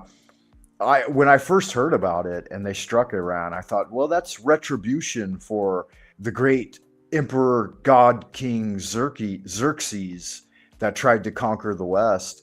But that's not what they're up to. They're letting those Arabs and Muslims and Islamists flood the Western world, meanwhile bombing their homes and their nests. And so the real war is the elite trying to destroy any type of empowered middle class in their countries, right? That's always the battle we're up against. Yeah, so Trump's, you know, he's a multimillionaire, billionaire. He's making his kids rich, and he's just trying to fucking impoverish and diminish you, you know? He doesn't give a fuck about Iran. There ain't no weapons of mass destruction over there. In fact, when they're done bombing them, they're going to take hundreds of thousands of military-aged refugees and allow them to immigrate into the U.S. to continue the tension. They love that dynamic tension. It's what they thrive on, right? It creates loosh. It's more a war against the underprivileged white man more than anything else. At least from this ghetto baby's perspective, growing up an underprivileged white man, right? In a nation that was set towards the liberation and adoration of the colored folks. They were done with old whitey in my generation, and it was time to lionize and aggrandize the black man, the brown man, the yellow man, and put white man in his place, right? Even though I had no idea about any of the shit they were talking about. They tried to train me to believe the hot cat shit that they were spooning out about the past, right? And say, because you're white, you bear all of this guilt of colonialism and the slave trade. And it's like, why are you choosing a synapse, a synopsis of a certain historic period and then trying to lord it over me and choke me to death with it? It's just weird. Weird when you focus on one little negative thing. So I'd say, yeah, stepping back, and that I think that's an important message for me too, the Eight of Cups. So we'll start with the Eight of Cups. And I think that's good enough as a card of guidance. Seek the Hermit. So let's look towards the Hermit. Since it was indicative of looking for the Hermit, let's find the Hermit card. Wow. 4 power cards at the bottom of the deck, man. That was wild. Let's go through this little adventure to find our dear and beloved Virgo. The Hermit is Virgo, right? So it represents the time of harvest. It's a 9, which represents growth, emotional support, overcoming hardships, anxiety, self-reliance, and winning at all costs. Oh, we have a visitor in the ideas room. Callie, is that you, Callie Karen? Did you want to join? Give me the high five if you're ready. Karen, can you hear me? You're not. I haven't brought you up yet because I'm wondering if you want to go live with your full name and your camera on. Is that okay with you? Go like this. Say hello. Hello, I'm ready. Yeah, okay. Good magic. Yeah, welcome, Karen. How are you? Oh, that's me there. Yeah, I there you am are. good. I was just listening though what you were saying because I had 2 different streams. I had Okay. you on my phone because usually when I go in the StreamYard, it takes me off and I can't see you anymore on my computer. Oh yeah, yeah. But Technology's quite a thing, right? yeah, but now I can see you, and I was saying that it could be we're walking away from something that we've always known that we were born into, and that there could be a time of great change coming. We don't know what we're walking away from now. We just know that we want to walk away because we're tired of living in, let's just say, with a boot on our neck. That's how it seems. Yeah. Absolutely, that makes good sense. I can appreciate it. And a lot of folks have been, living with a boot on their neck, as it were. And the really, look at you, Frank. You're over there in another country because that was, where your career took you. And it happens a lot still these days that people think they're going to another country to get a better job or to live out their dream of, whatever they had intended in their heart to do when they became, an adult, responsible person.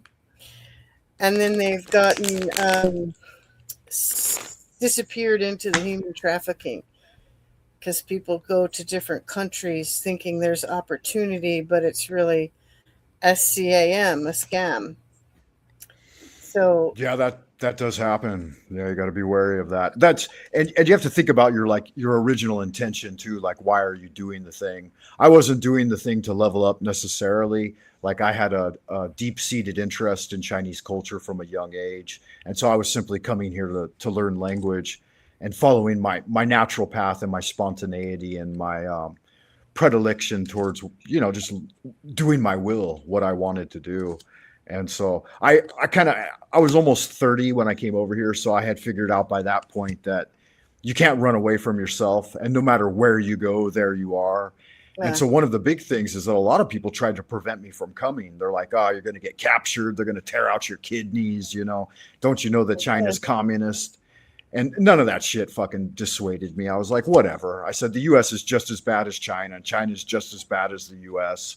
And I wasn't trying to escape anything. I wanted to learn Chinese. That was my thing, which I could have done in the States as well. I didn't have to come here to do that. But yeah, good magic. So what's new with you? What's going on? Any fun things for you? Oh yeah, absolutely. Because well, I'm right now in a new location. I can Yeah, I can see that. Looks nice. Do you like it? do a It looks little good. pan. I'm in a boarding house. This is just my room. That's my window over there with the island curtain. Okay. Um, Yeah, very good.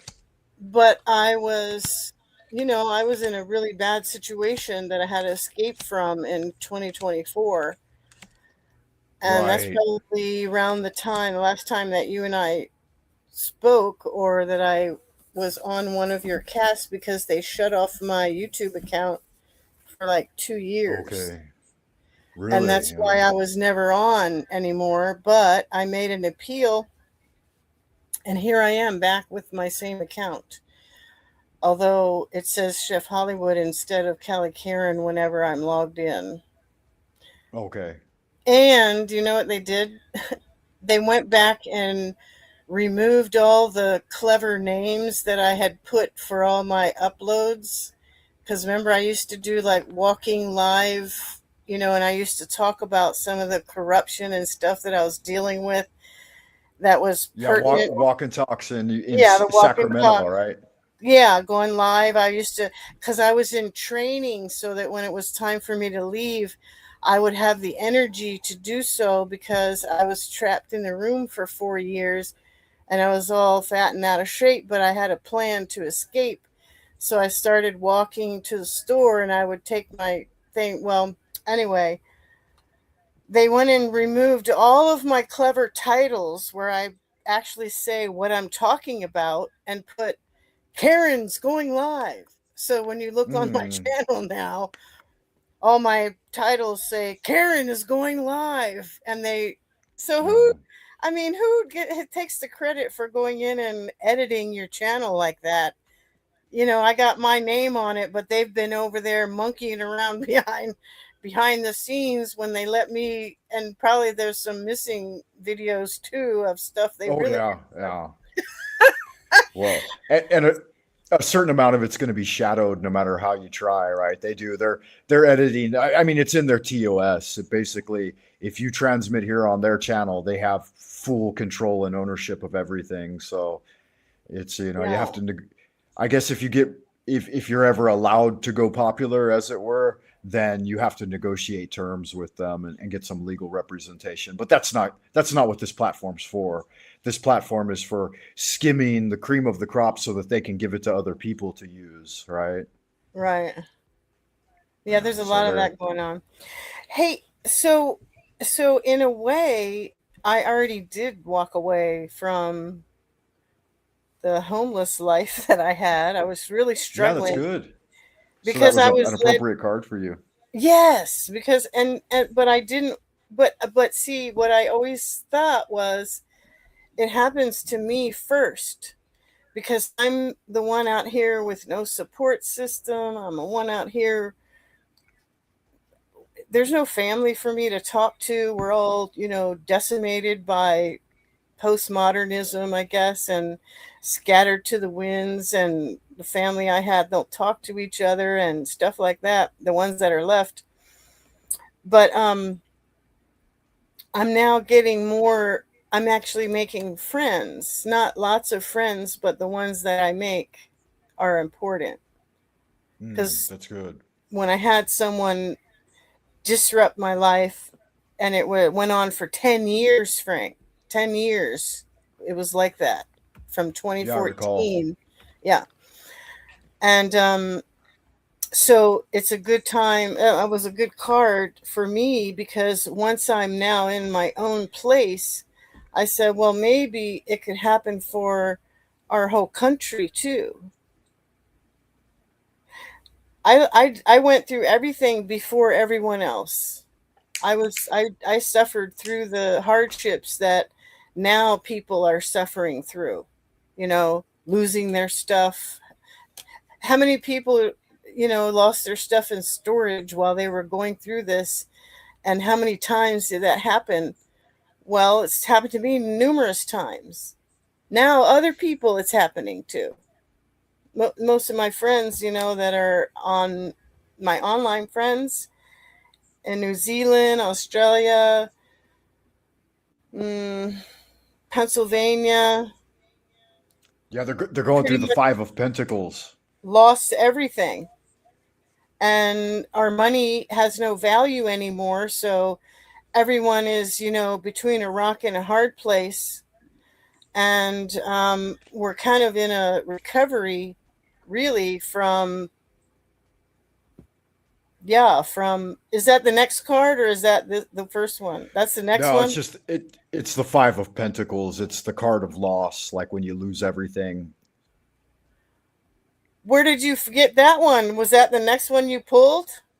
No, I was just thinking about it because you were telling your story, and Oh, it's indicative of your story, right? We all go through this time to time. yeah. And I think it's also our story now. Because didn't the world really change a lot when we had these significant events like the Pearl Harbor and the 9/11, and now we had the Fauci thing? I mean, on a long enough timeline, it's all the same, right? If King Solomon's words mean anything, that there's nothing new under the sun. Think about the so-called historical narrative of the Holocaust, right? Like they were doing the same um, scientific medical experimentation, probably far worse. Like Right. you might not necessarily be in a halfway home or have some housing right now. You might have one of your arms with a machine attached to it, right? And some fucking Nazi scientist drooling over you, pulling out your eyeballs. So I'd say in a lot of ways we're actually somehow better off. That Fauci doesn't have more power than he attempted to, to get into. Because he would rather all see us back in the asylums getting chopped up and worked on, Right, like So those dogs.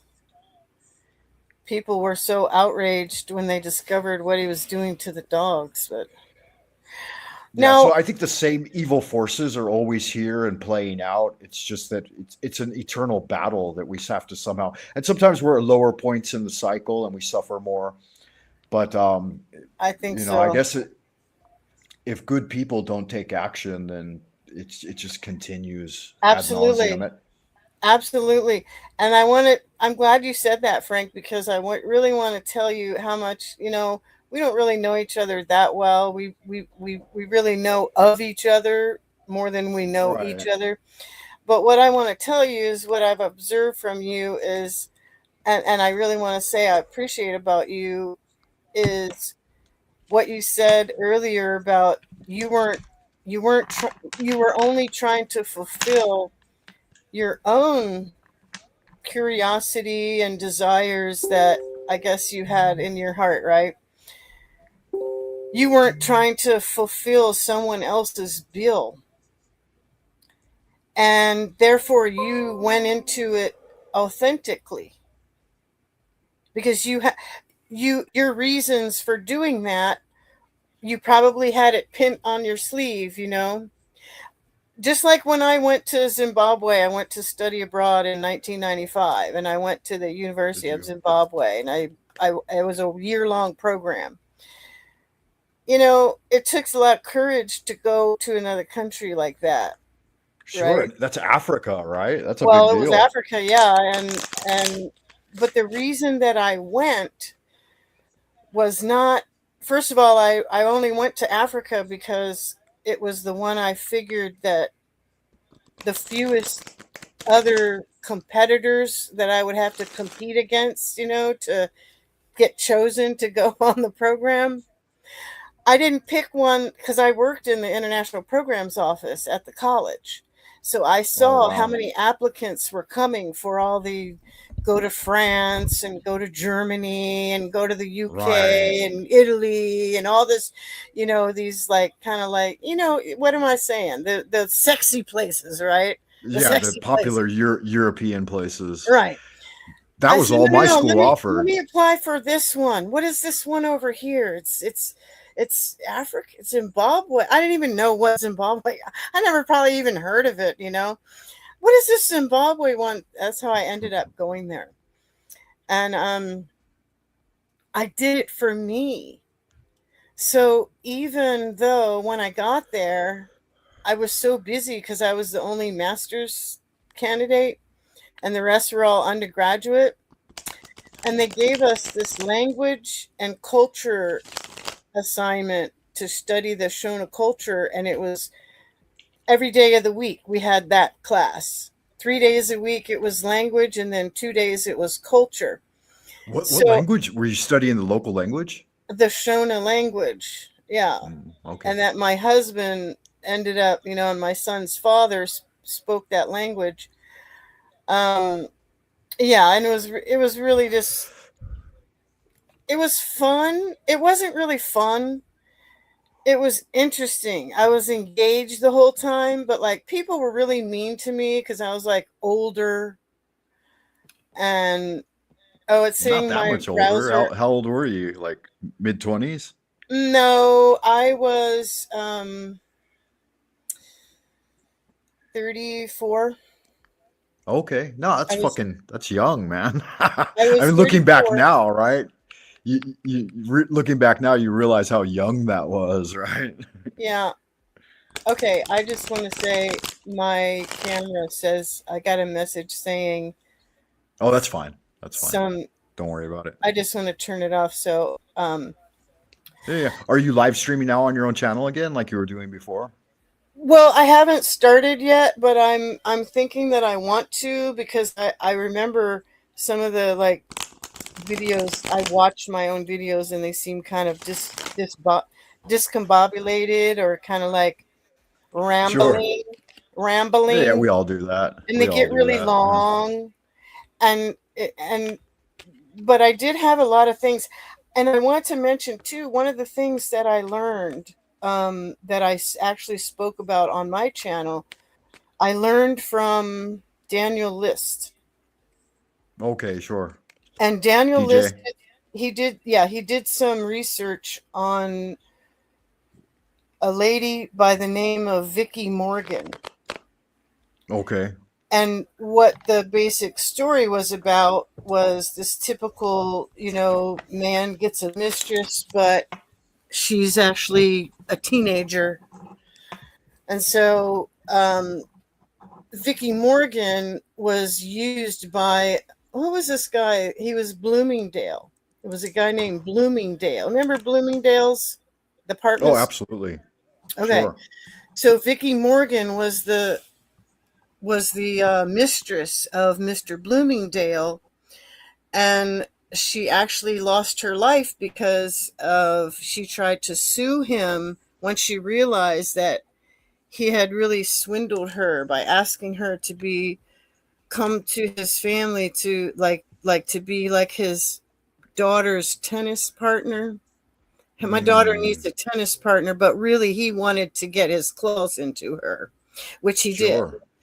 And then what they did was they erased her after she lost her life. They erased her from the Hollywood movies that she made. Vicky Morgan was an Pardon, sorry. actress. Yeah, she was one of the actresses, and you can't hardly find any information about her. Well, what I realized once I heard that story, he said some of these girls and Vicky Morgan fit in the category. If they were in New York, they were a shop girl by day and a call girl by night. That's what he said. Well, I realized that my Aunt Alice Eyes wide shut. My Aunt Alice had worked in New York at the Baldwin piano store. And I remember a story about her being a call girl and said, "What was that? What's that? I didn't even know what that was." And my sister told me, "Oh, it's a prostitute." I was like, "Oh my God." I was realizing these things as a child, and I forgot about it until I'm listening to DJ talking about Vicky Morgan and how once Bloomingdale's wife heard about that he had this affair with this lady, Vicky Morgan. She said, you got to get rid of her. And that's what happened. He had to sell the house that he had bought for her. And she was in the process of sued him. And she was living in this small apartment sharing with somebody. And that's when she disappeared, or she lost her life. But she was suing him for psychological abuse and different things like that she, well, I realized that was probably the role my aunt was in. Yeah. When I had a sister who was a call girl. Worked at the Baldwin piano store at day and was doing something else for them at night. So it kind of expanded It's big business. My own interest in those type of families involved in the defense contractor world. And that's where he's got a lot of research, a lot of interviews. So I appreciate that about him. He's over there doing his thing, but it's good magic. He's doing the thing. For me personally, it's not a path that I'm interested in following directly, because I've realized the ephemeral nature of the prime material plane, and just the fact that these things keep recurring, right? And they happen in all families. Like I said, I had a sister that was a call girl. I had another sister that was kind of raped into the pussycat type thing. She was gang raped and then kind of forced into a life of sexual slavery and worked in pornography and stuff like that. And it happens, and like, there was even an opportunity for me to get pulled into Hollywood to become a young actor. And, my father wouldn't allow it because he said they're all homosexuals and drug addicts. Because he already knew. Yeah, you're a 12-year-old boy. They'll rape you constantly and get you hooked on cocaine, and they'll just destroy you. Right. Absolutely. There was another person that he interviewed too. His name was Robert Merritt, I think. And that guy did a deathbed confession to DJ, and he had been ran away from West Virginia and was on the train coming into DC with the freedom fighters, the MLK Jr. group that was, going around on the trains. He got on the train, didn't even graduate from high school. He was so abused by the clergymen there in West Virginia. He didn't even finish high school, this guy, Robert Merritt. Okay. And he, the one who said they set him up in an apartment, and got him a job at the soda fountain, the lunch counter across from the Russian embassy down by the Watergate Hotel in DC. And his job was to lure the men up to his apartment where it was all fixed with cameras and stuff, and get all the blackmail stuff. That was one of these guys' jobs that DJ had interviewed. That was, and what I want to say, and the reason I'm really talking about this, not because I love the conversation so much, it's because there's a certain element to where people who never have been exposed to these kinds of, well, just call them predators in this society, and they have an idea that all the actors are out here acting on their own, like, authenticity, like you and I have already discussed in this transmission. You went to China authentically. I went to Zimbabwe authentically. I went for my own personal reasons and not to prove anything to anyone but myself. And Right. there's a certain element that the people who don't live that way don't understand how, let's call them leaders, for lack of a better term, our leaders may be controlled by other elements that we're not aware of. Right. That's the Right. thing. And I'm saying Demonic, dark celestial forces that are intent on capture causing them. suffering for the regular people. Yeah, we do indeed live in Yeah. another time of great darkness, where, Yes. and you're right, a lot of people are probably not aware of the, they hear about it and it's hinted at through Hollywood with films like Kubrick's Eyes Wide Shut, but they don't have the direct experiential evidence that ties it together and makes it real. I mean, a lot of them get beat down and sanctioned into the prison economy, and that wakes them up.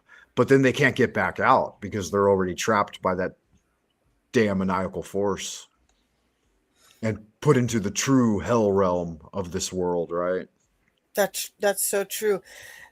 And it's the fear that other people will be harmed that causes the subject of the dark forces to play along and participate in the roles that they're assigned by these dark forces. Mm. So and I remember a while ago, back when our president was first elected, 2016, and he got into office 2017. That was one of the first things that I was thinking of, because who is he? Was he in the dark forces too? And they had to, someone had to pull him out and say, now you're going to be, everyone's going to hate you because you're going to shut down all the games, and you're going to close the fraud, and you're going to shut the borders, and you're going to do all these things. And what has happened is, they say when God chooses the leader, the people don't like it. But when people choose the leader, God doesn't like it. That makes sense. Okay, so now we're going through what people feel is God has chosen our leader, lined him up for this. He got the support to be, and somehow got elected into a rigged election. And people don't like it. The people don't like it because God have chosen this guy who was getting in the role of preparation for the role his whole life. It seemed to me like Oh yeah. everything My every Trump, yeah, every element of his yeah, life. I was gonna say my dad had been telling me when I was a kid, when Trump was on Time magazine, that Trump was going to be president one day, that he was posturing for presidency, and that was during the mid '80s when I was a Your dad kid. was smart. So it's pretty obvious. He was naval intelligence, but he knew what was going on behind the scenes. Like, he told me about things like in LA, the so-called manufactured crime of the CIA, and like the importation of Colombian cocaine into the crack, and the gangster rap and all of it. Like he was in somehow. He might have been CIA. I don't know. Like he might have done some things for them or with them, but at Probably. least he wanted me to be aware, even as a young man. So Wow, yeah, that's he's been pretty interesting. I knew when he was going through his TV apprentice show, "You're fired, you're fired, you're fired." I knew that was his presidential campaign right there. I knew for a fact. Yeah, Really? That was one of my favorite shows, and I really wasn't watching TV anymore at that time. I everyone was enjoyed it. only, It was good TV. I mean, oh my Hollywood knows gosh, that was so their exciting. game, right? All Yeah. those concepts that people had to brainstorm about and then jump in there and go do it. Yeah, I just loved it. Yeah, it's good programming. And the thing is too, like if anybody of a discerning nature kind of bought into it, then they would be all gung ho for MAGA and be like, fuck yeah, Trump's absolutely the guy to lead the ship, you know? I mean, that was such a well done presentation. And then Hollywood, they do that thing like, and maybe that has something to do with the mind game and the paradigm. It's like they built it up and emplaced him. So you can see that it was at least a 20-year contemplative thing that were endeavoring to do. And like if you were in the know, like my dad, it reaches all the way back to the 1980s, right? That this son Right.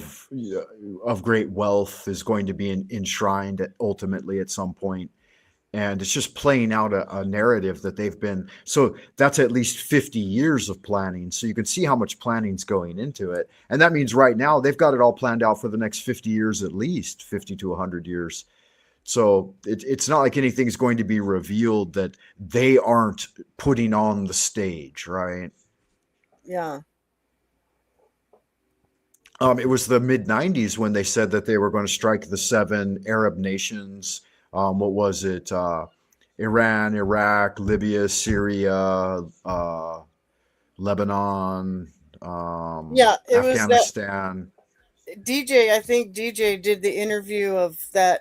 I don't know if it was a general, a retired general who was going back to the Pentagon, and there was a big story about that. He came back from somewhere, some meeting, and he said, "Man, we're gonna hit these 7 countries," and the person that he was Right. talking to was just a Yeah, it was shock. mid 90s. Yes, it was the guy who had run for president, who was a general, and he had Madonna. Like, Mondale? No. it was a general that Um, Madonna was supporting. I can't remember what his name was, but that's the one who. yeah, I remember. I remember that. Yeah. Yeah, And he was again, a go ahead. candidate. He was a viable Yeah, candidate. I That guy. remember. I don't know if it was I think Mondale or. I think that's why they sent Perot in to split the votes, so that Hmm. that general guy would never have a chance to get elected. They did that Yeah, with Doctor. Larry Elders too, when they did the governor thing here in California. They Okay. did Larry Elders too. They built him up to split the vote so that no one candidate would get, the vote over Gavin Newsom. Yeah. They did that Dr. D recently. mentions. I think since you've been here, since you were on your last Okay. visit, that might have been going on, but you might have been too busy to. Yeah, that's what they Yeah, were doing. I'm kind of always too busy to pay attention to politics very much. One of the things I guess I get this from my dad is that he's like, just don't waste your time with it. Do something that you enjoy, because nothing ever really changes. I mean, day to day life does definitely change, but like those, unless you're directly engaged in those vast overarching major arcana, like it's, for me personally, it's not really worth my time to invest even the slightest bit of effort in looking into it, because you have very little affect. Dr. D, greetings to you. Dr. D's a longtime listener. He says that the last president to challenge the multinational dynastic empire was JFK. and it's been an ongoing collective humiliation ritual ever since. Shout out to you, Dr. D. I know that you're very interested in those topics, Karen, and so I think I think in some way it can be of a limited value for the average individual to know things about it, because then at least they don't feel like any of these so-called leaders or so-called authorities have any moral authority over anyone. You know, they're all absolutely as dark and corrupted as they come, and we're always kind of living in the end days if we are hoodwinked to that, at least. You know, so we can't take the opinion of Trump or Elon Musk or Bibi Netanyahu or whatever that Kilmer guy. What's the UK guy? Starmer. There's Here, Starmer.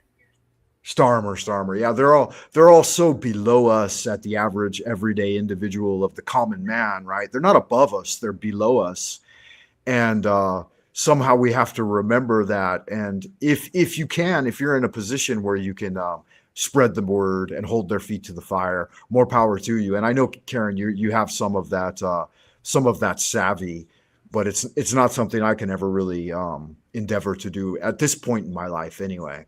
Maybe later when I'm in retirement, I'll get a hard on for some of these guys. Then they probably just put me in my grave anyway. So I don't know, maybe not.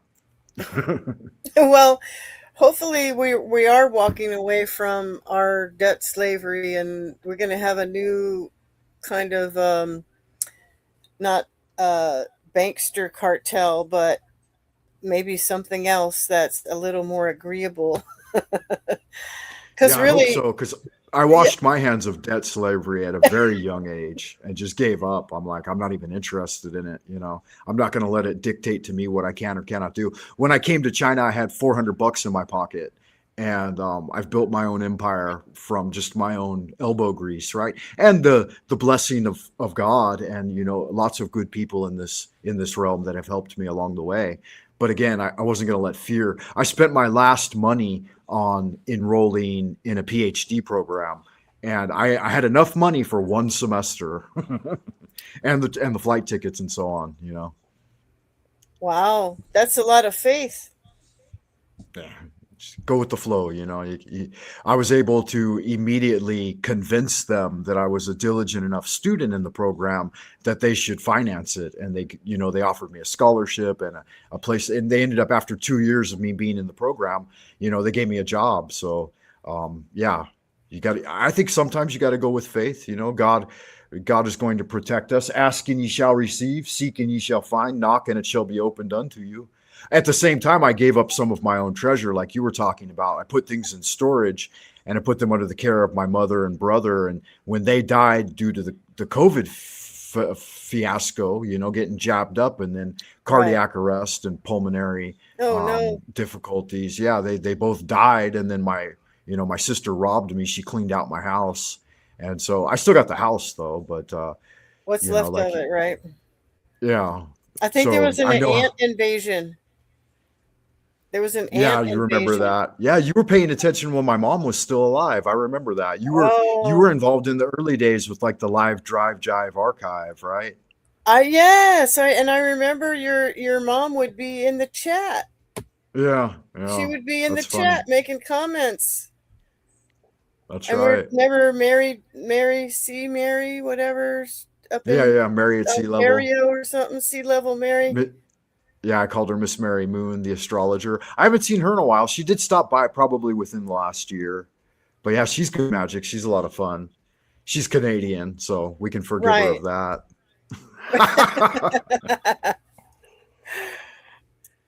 Actually, my mother's dad was Canadian. He was from Quebec. Oh, really? But they spoke English.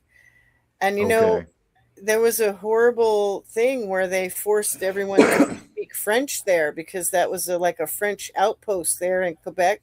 Yeah. And they did horribleness against the people there who wanted to speak English. Wow. I really didn't know that they had done that, but there was a content creator that I used to watch. She's kind of gone dark now, and she called her channel Amazing Polly. and she Okay. was I up think I watched in, Amazing Polly a little bit. okay, and so Th- That she sounds started familiar. out making like kind of like you, making videos like acting in it and Mm. portraying things, and she was real creative with it, but then she got into an independent journalist. What was she saying about it? Yeah, she said she's the creator that I listened to, and then she happened to mention it on one of her videos because she was comparing that time in history when she went through as a child, where what the things that they did to people to make them not speak English. So it was Mm. like a culture assassination, that it was Wow. implemented in a systematic way to get the, I guess they voted to have French be the language that's spoken in Quebec, and that's the only province, or whatever they call their areas in Canada, that has French as its language. And I'm Okay. sure there's a Wow. lot of other different languages that are spoken there because there's an enormous number of islands in Canada. Right. You really don't realize how much island it is the farther north you go. Yeah, yeah. No, I do. I had an uncle who lived in Washington, and he would take us out in a boat, a cabin cruiser across the Puget Sound, and it's just beautiful. Islands everywhere, Yeah, right? the whole thing's like an Islands everywhere. island nation, really. They Yeah. portray it on maps as this big continent, but I think that's inaccurate somehow. Oh, yeah. I think pretty much all the maps are hiding stuff. Yeah, they seem to be hiding quite a bit, quite a bit. Right. Like it's tomorrow in New Zealand. If I was talking to my friend in New Zealand, like on the phone, on the Telegram, you can actually talk on the phone to people. It's already tomorrow there, What? five Sure. So are you hours. in? Are you still in Friday, or are you already in Saturday? I'm still in Friday right now. Okay, I'm Saturday noon right now. Okay. See? So I'm in the future And as well. and where is she? And she, it seemed like it was 5 hours different, but in the next day, Yeah. what time it No, I is think New, there. New Zealand, Australia, that's a very similar time zone to where I'm at. I think they're like 7 hours ahead What or up? behind me or something. But yeah, we're usually at the same time of day. Right around that, something like that. I can't remember. And what that all boils down to is there's a whole lot more out in the Pacific Ocean than they have depicted on the map, Oh, on the globe, absolutely. and all of that. There's like Yeah. twice as The, much volume they make there. they make it look like it's empty, but it's not. They want people to believe that there are these vast distances between us so that we don't interact more and have more of like a unified family feeling, right? And then they force us into little aluminum condoms to go from place to place so that it's all very difficult, Right, it's just about hardship and control and right. the economy of scarcity so that people die younger than they should. Yeah, it's all very dire. Exactly. um Frank, now they have range anxiety. Do you what know is that? that's a new thing in the modern society?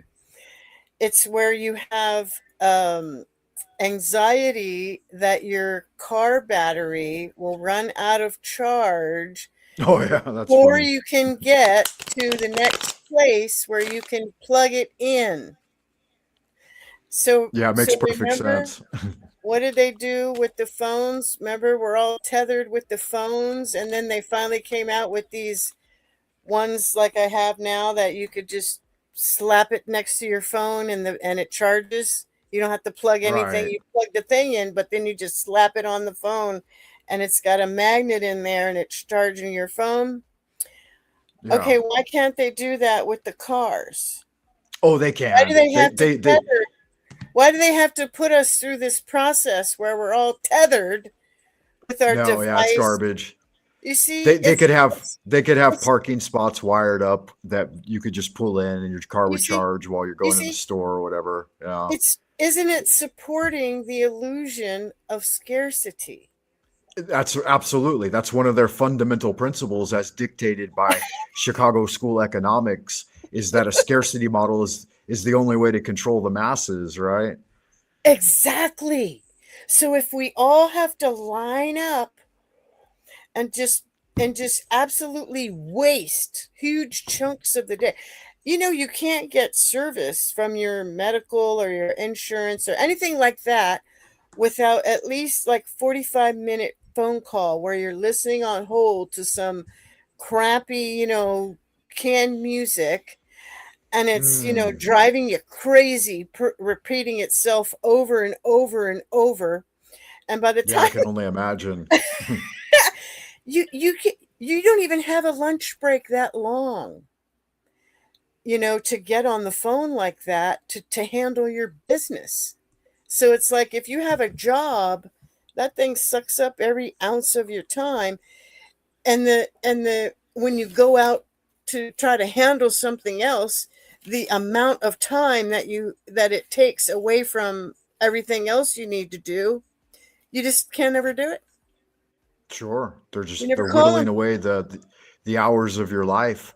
Yeah. Um, I I think do you recall me mentioning Chats with Jack Talcott? Have you ever checked out his show? No, but I did see you talking about the last time I was on your live. I Oh, did okay. see you, and then I saw that you posted something and it said, "What happened with Jack?" And so Yeah, I do something that a lot. happened. Well, it's a daily show. I think he's on like 5 to 6 Pacific time, something like that each evening. But yeah, I put the YouTube link. You can see it here on the screen if you look at your phone. Oh, Um, okay. Jack Talcott. yeah, his name just you might enjoy him. He's kind of fun. He's kind of a Christian centered like love guru, and his main message is that he wants to bring an end to war and an end to legal secrets. But some of the conversations are just like a circus sideshow, but his intent to do these things is genuine. And he's I guess he did a few years in the army and was served in Germany for a little bit, and then he was a postal employee for like 20 years or something. Okay. And yeah, he's the same age as us. Like, yeah, I'm assuming you're about my age. I'm mid 50s, but Actually, I think he's. I'm 10 years older than you. I'm going to be Are you really? 64 Okay, this 64. July. Okay. Yeah. So Yeah, I'm. so he's my age. So, but you might resonate with not maybe not some of his show, but if you're going to start going live again and like becoming active in the social space here on YouTube, you might like to jump on his channel a little bit, and pass around some of your ideas and hear some of his, because he's got an open panel that's fairly popular. Over 100 people a day tune in, and Oh, okay. I'm a regular listener, and occasionally I go on there. Okay, I sub to his channel, so I'll get the notifications. Okay, cool. And if you have a chance, tell him that Frank Monday sent you if you do appear in his space. Oh, I will. Yeah, I I like to will. get the Thanks. credit. Now, I'm um, curious to know, since we had this. Oh, wait, we got a message from the doctor. yeah, Dr. Diet, you can see that he's got a clever sense of humor because he calls himself a 5150. That's a California Oh, code. I just caught that. Okay, thanks for showing me. So Colonel Fletcher Prouty exposed the petroleum industry and its designs on planned scarcity decades ago, and Americans just went back to sleep. Yeah, because the life is so complex. People stress out about programming their remote control for the television. Right. It creates a crisis in their life. Just that's just seemed ridiculous to me. I don't even watch TV. I don't even have a TV. Of course, I I barely have a pot to piss in right now. Right. Well, I'm glad to see that you have shelter though, because that's super important, I think. Oh, And you said that also you're experiencing some like community and social interaction as well with your situation now.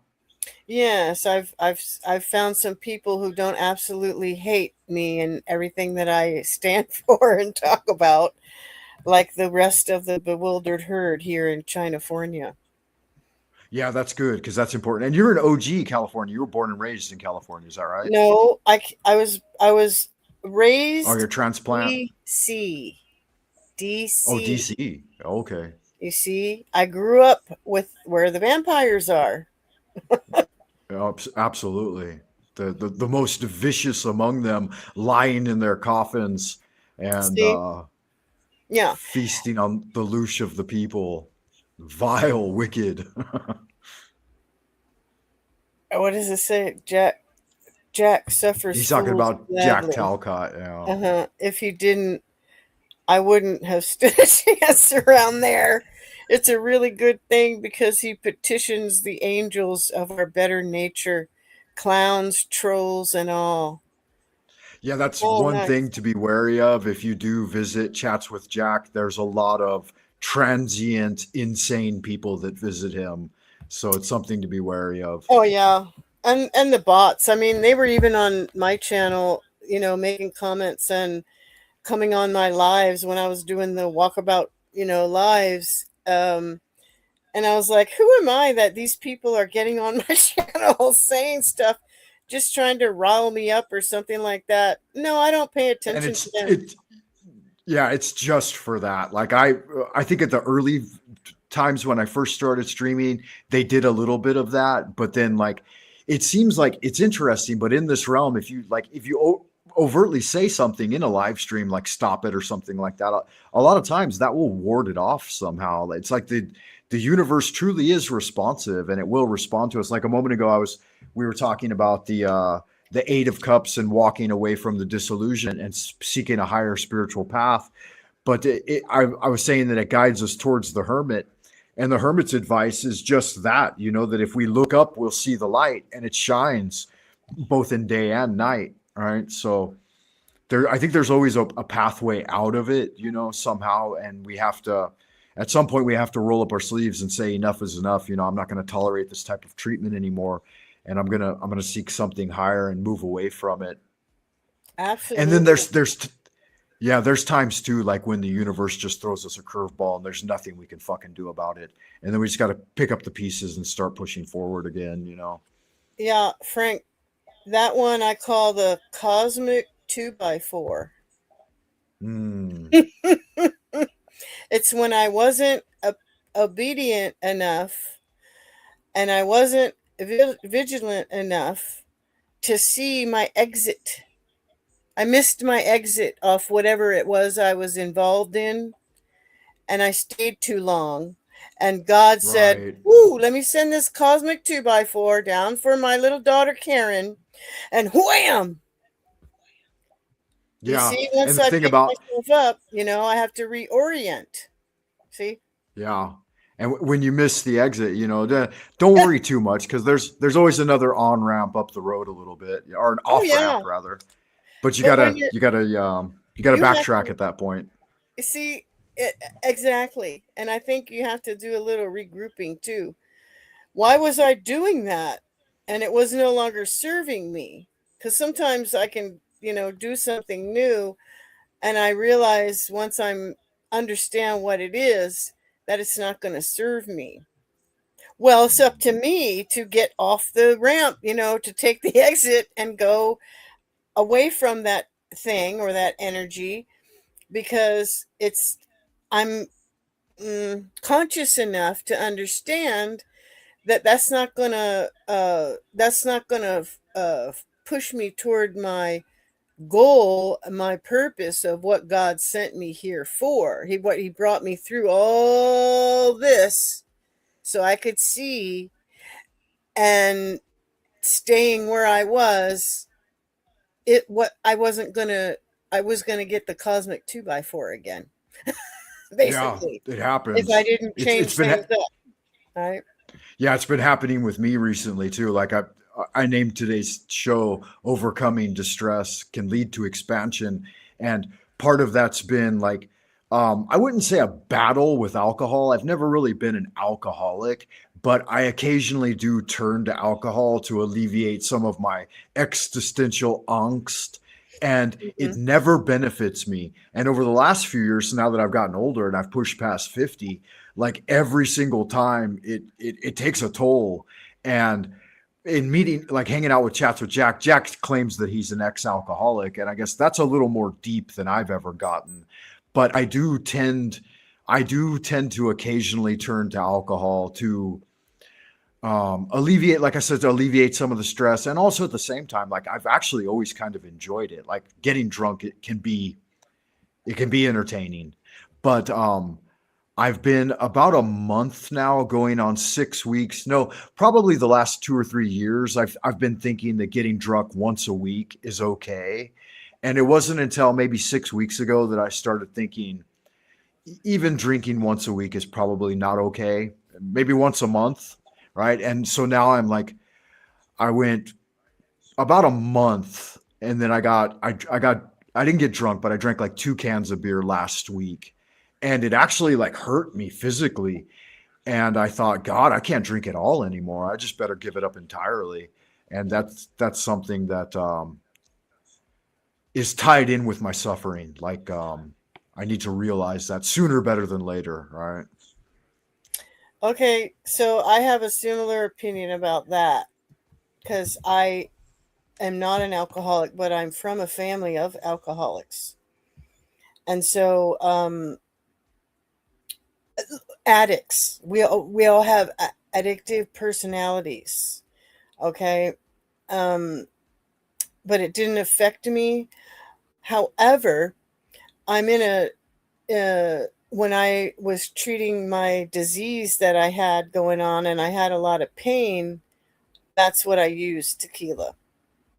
So I have understood that sometimes we have things in our life to help us get through, but it's not a permanent thing, and it's not a permanent crutch. It's only a crutch or a band-aid to kind of enable us to get to the other side of whatever chapter, we're trying to deal with. Because when you Yeah, have chronic pain, it kind of drains you. absolutely. Absolutely. And you're right. I didn't do tequila very often, but in college, there were a couple of times where I did a little Jose Cuervo, like a liter of Jose Cuervo, and ate the worm. And Whoa. one of those times almost killed me. Like I went into, what is that called? Like alcohol poisoning, and wound up in the ER. And I was dead on the table. They had to revive me. Oh, I remember Jose Cuervo took me there. that was in college? Mm. And no one forced you. And You just were having a good time and didn't realize that you overdid it. no, someone actually did force me. I was working a lot. I was working like 3 jobs at the time and attending school full time. And I didn't even want to drink, but I had a military buddy, a Marine guy, and he was actually like the Oh, son of the chief of police in the town I was living in. And he'd always come over and want to get drunk. And I didn't really like to drink. I never really considered myself an alcoholic. And at that point, I was really training hard and doing a lot of kung fu.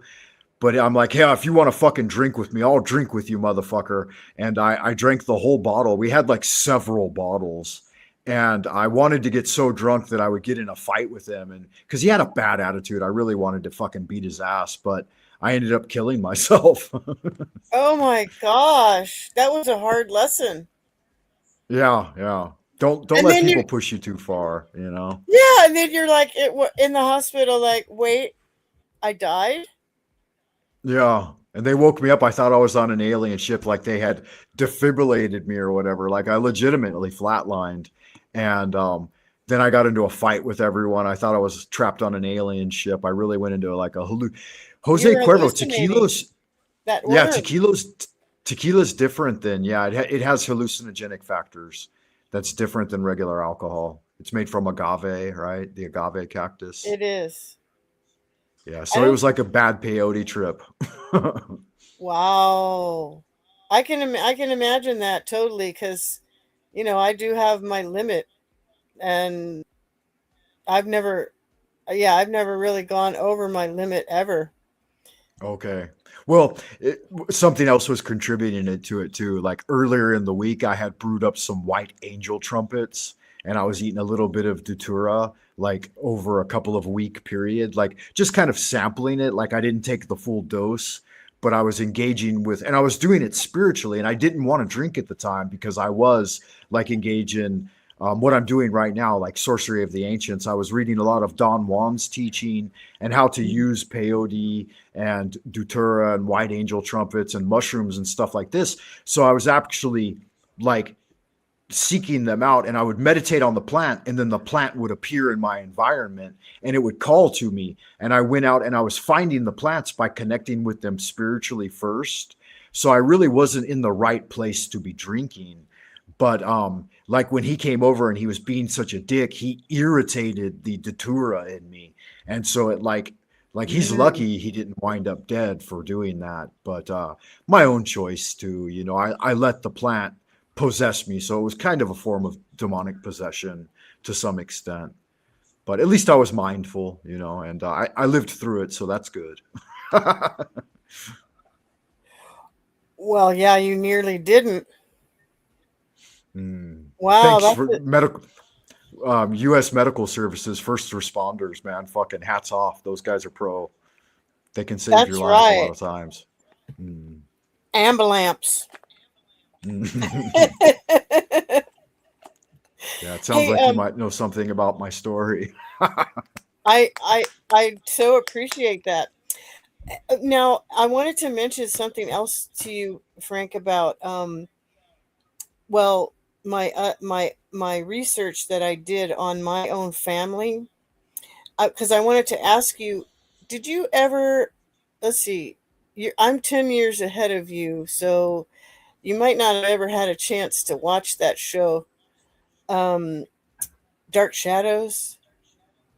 Not much, no, but I've heard of it, and I might endeavor to watch it. I watched the Johnny Depp version. Okay, I recently watched that. It was yeah, it's a movie. It's a comedy, actually. It's a comedy, that recent one with Johnny Depp in it. But what I Mm. want to say about the original series of Dark Shadows, okay, that used to come on after school. Um, I don't know, like four o'clock in the afternoon, 4:30 in the afternoon, and I it was a soap opera. Okay, like there was another one like As the World Turns. Yeah, yeah. That's I my remember grandmother. my mom watched a lot of those programs. She watched Dark Okay, Shadows, As the World Turns. She watched The Bold and the okay. Beautiful. So Yeah, she so was big into daytime TV. So I okay, probably was around it when I was a child, right? But I didn't watch it per okay. se. So you know what I'm talking about. So it was a soap opera. So it had in it. It was about the Barnabas Collins was the main guy, and you realize that while you're watching it, he's a vampire, and they've got the like the mausoleum is there on the grounds of his big house, you know, and that's the Barnabas Collins. And then as I'm watching it more, it's like, what? His nephew's a werewolf? What? They gotta lock him in the mausoleum when the full moon comes. This show's crazy. Okay, so what I want to tell you is, I never thought anything about that show really. It just, and I wasn't watching it all the time. It's just that when I did watch it, I was like, oh, I want to see the vampires, whatever. But I was actually too frightened to watch like a vampire movie when the scary scenes would come in. I would cover my eyes or I wouldn't watch it because I was so Okay. terrified. Like it made me so that's terrified. But for that's some cute. reason, when it was during the day and it was this soap opera, it seemed Mm. like okay to watch it somehow. All right. So later, here I am, you know, trapped in my room over here in Sacramento City, and got the demon living on the couch out there. And I'm listening in my room, you know, on this computer, this laptop, and I hear this guy, and I think his original name was Lance Collins.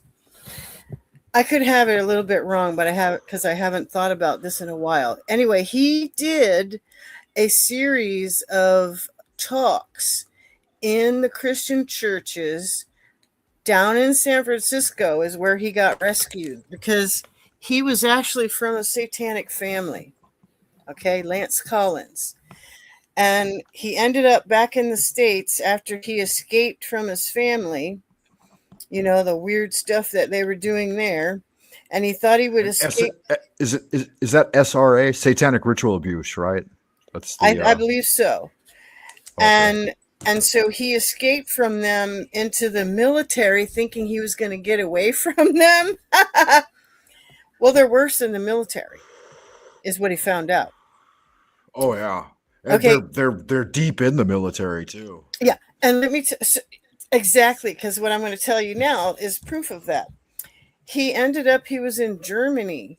Okay, he ended up shooting a superior officer to himself out at a bar or something. They gave him a discharge and brought him back. He didn't even go to get court-martialed or nothing. They just gave him a pass back to where they send him, LA.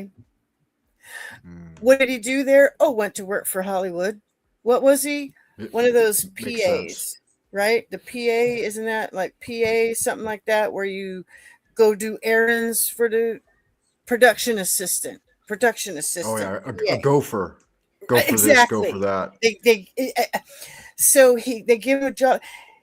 That's when he said he knew how powerful the witches were in his family. He actually killed a superior officer in Germany and didn't suffer any consequence. So they brought him back and put him in LA. Well, what was he working on? The Dark Shadows. The Dark Shadows. Nice, He said the Dark Shadows is my family. nice. I'll have to The look dark, into that. yeah. That's good magic. He says the Dark Shadows is a not a made up creation. They're telling you about the vampires and the werewolves in this show. Yeah, Now, it's legit. I mean, there's shit that goes on in the shadowy realms and like the hypnagogic states and in those realms that are real, and they program people away from seeing the reality of it. I want to address Dr. D real quick. He's got a couple of interesting comments. Number one, he says alcohol looks bad on you, Frank. He's definitely right about that. I've never, I could get drunk to enjoy sometimes, but yeah, the thing he mentioned here, he said that he adversarially gets drunk, right? If yeah, seek and ye shall find. If you get drunk looking to get in a fight, you'll definitely get in a fight. Um, and then he mentions Dutura. He says, dude, be careful.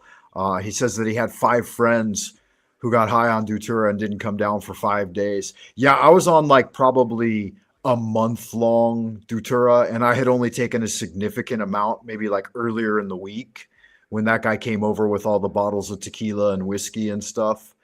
And yeah, so I did my experience with Dutura. It's not something that anyone should use ever, and only shaman should endeavor to pursue it. I wouldn't recommend it for anyone because it dehydrates you so badly, and then alcohol on top of that can kill you, like it did to me. But yeah, he says his friend Aaron Brown was a real hardcore pothead and never did any drugs again. Yeah, you're better off. Cannabis is one of the least harmful of all of the mystic medicines. And I think like microdosing cannabis occasionally there's nothing wrong with that. And it never should have been vilified. But I don't think that it should be necessarily promoted, and especially it shouldn't get in the hands of kids because it does do some bad programming, I think, because it makes people a little bit too lazy, I think, in general. And then they won't endeavor to make their lives better necessarily. I don't know. That's my opinion. What do you think, Karen? I think that yeah, the cannabis makes people never get around to it. Right. Because there's just no reason to do anything really. And cannabis lets you know that. Right. Now, I do think that it does help, and some people like myself, because things were so. I really wouldn't be able to go through life, I don't think, unless I had. I would be like addicted to pills that the doctor gives you if I didn't have Right, cannabis. and you're way better off with cannabis. Like Yeah, it has a medicinal quality to heal a lot of like nerve damage and trauma, and it's a good thing for many people. And I would never discourage its use. And I think that the U.S. is doing the right thing somehow better than any other country that I've seen, and that's amazing because there were ones that were kind of ahead of us, like the Netherlands and stuff. But I think that them allowing that medicinal salve to the people as an alternative is a huge blessing, and that's a good thing. right. I want to mention too. I learned last year there's an actual endocannabinoid system in the body that is supposed to be like the controller of all the other systems, like the respiratory system and the nervous system, and they've got all these systems, right? The bone structures and all this. There's supposed to be this endocannabinoid system that they've kept hidden from us because it's actually over the system that's over all the other systems in the body. There's a Okay. there's a TED talk on it. I can't remember that Yeah, doctor's name. Rachel Knox. Rachel Knox is. Jack Harrer, that was his whole thing. Like he was big into that. I think he did most of the research in that field of like the psychoactive properties of It's cannabis, like CBD, yeah, not healing the people. THC. The CBD's Right. got A through Z elements. And kind Okay. of like Yeah. mushrooms, I think. It's kind of like mushrooms. In my mind, they're kind of similar because all the Yeah. different kind of mushrooms feed different things in our body, have different amino acids and different things like that. Look at the lion's mane and different things that people are using. They're taking Yeah. mushroom instead of coffee now because it's more healthy for them. Yeah. So, And even hickory root, right? That was a big one that replaced coffee in the early times. oh, really? Yeah. I didn't hear of that one, but yeah, I Yeah, know. there's tons of herbal products out there. The Chinese have kind of had, figured all that stuff out 5,000 years ago. And if we Right. endeavored to promote that more than these other things, but those aren't as addictive. In fact, they're not addictive at all. And if we had people using those, then there wouldn't be a big economy of control through like Pharmaceuticals. tobacco. So they use the most addictive ones that have similar benefits but far less, like nicotine, caffeine, and then even like you said, THC or alcohol. They all have a little bit of that psychoactive and helpful effect, but at the same time, they're also extremely damaging. And they would rather promote those because that has an easier control metric. Right. I heard that the weight loss shots have all venom and they're poisoning people, making them lose weight by poisoning them. Oh yeah, I don't doubt that at all. That's Yeah. right up their line, of evil Magic. medicine rather than It's magic. yeah, bad magic. It's Yeah, it bad, is. bad magic. Yeah. Now we're getting back to the cards because I'm curious to know, like, when you pull those tarot cards, isn't there like a pattern? And if you pull a certain amount of them, it gives you like a grid of some sort. We could like Yeah, there are a lot. Go ahead. I was just saying we could like capture this moment in time. Yeah, there are lots of different patterns and diagrams and stuff. There's Celtic cross, there's the tree of life, there's, three card spread. There's all different kinds of ways to approach it. There's counting cards. There you could do an entire wheel. You could do a zodiacal wheel. You could do a 24 solar wheel. They're all quite involved depending on, what kind of inquiry you're looking into. Like, for example, a Celtic cross would probably take 45 minutes to an hour to read through. And then like a tree of life would be a little longer, like an hour and a half. A 24, like a doubled zodiacal, like solar term type one would take several hours to work through. And so, yeah, it just depends on one's level of involvement, you know. For the most part, I do those type of personal readings usually on Sunday, but like in dealing with the community and doing readings, I typically don't do more than, you know, just like 1 card readings or 3 card readings or something like that, because the further you go, the less you know. You know, but yeah, if you have something specific, do you have something specific you wanted to inquire about? I really don't know. I couldn't think of anything when I didn't know I was going to get on with you tonight, but well, for me it's night, for you it's Saturday. Yeah. No, And I didn't it's really already have been. I didn't have a Go ahead. question though. Okay, it's been a big show. Like I'm 3 hours into it already, and I really appreciate you stopping by. We can go a little longer too. If you have time, I have a little more time. Yeah, I do have a little more time. Okay, good. I Yeah, I just look forward to you. Go ahead. I was going to say I don't want to hog your show though. I No, hope it's what good we're magic. saying It's is interesting things that we have to talk about that other people will find interesting as well.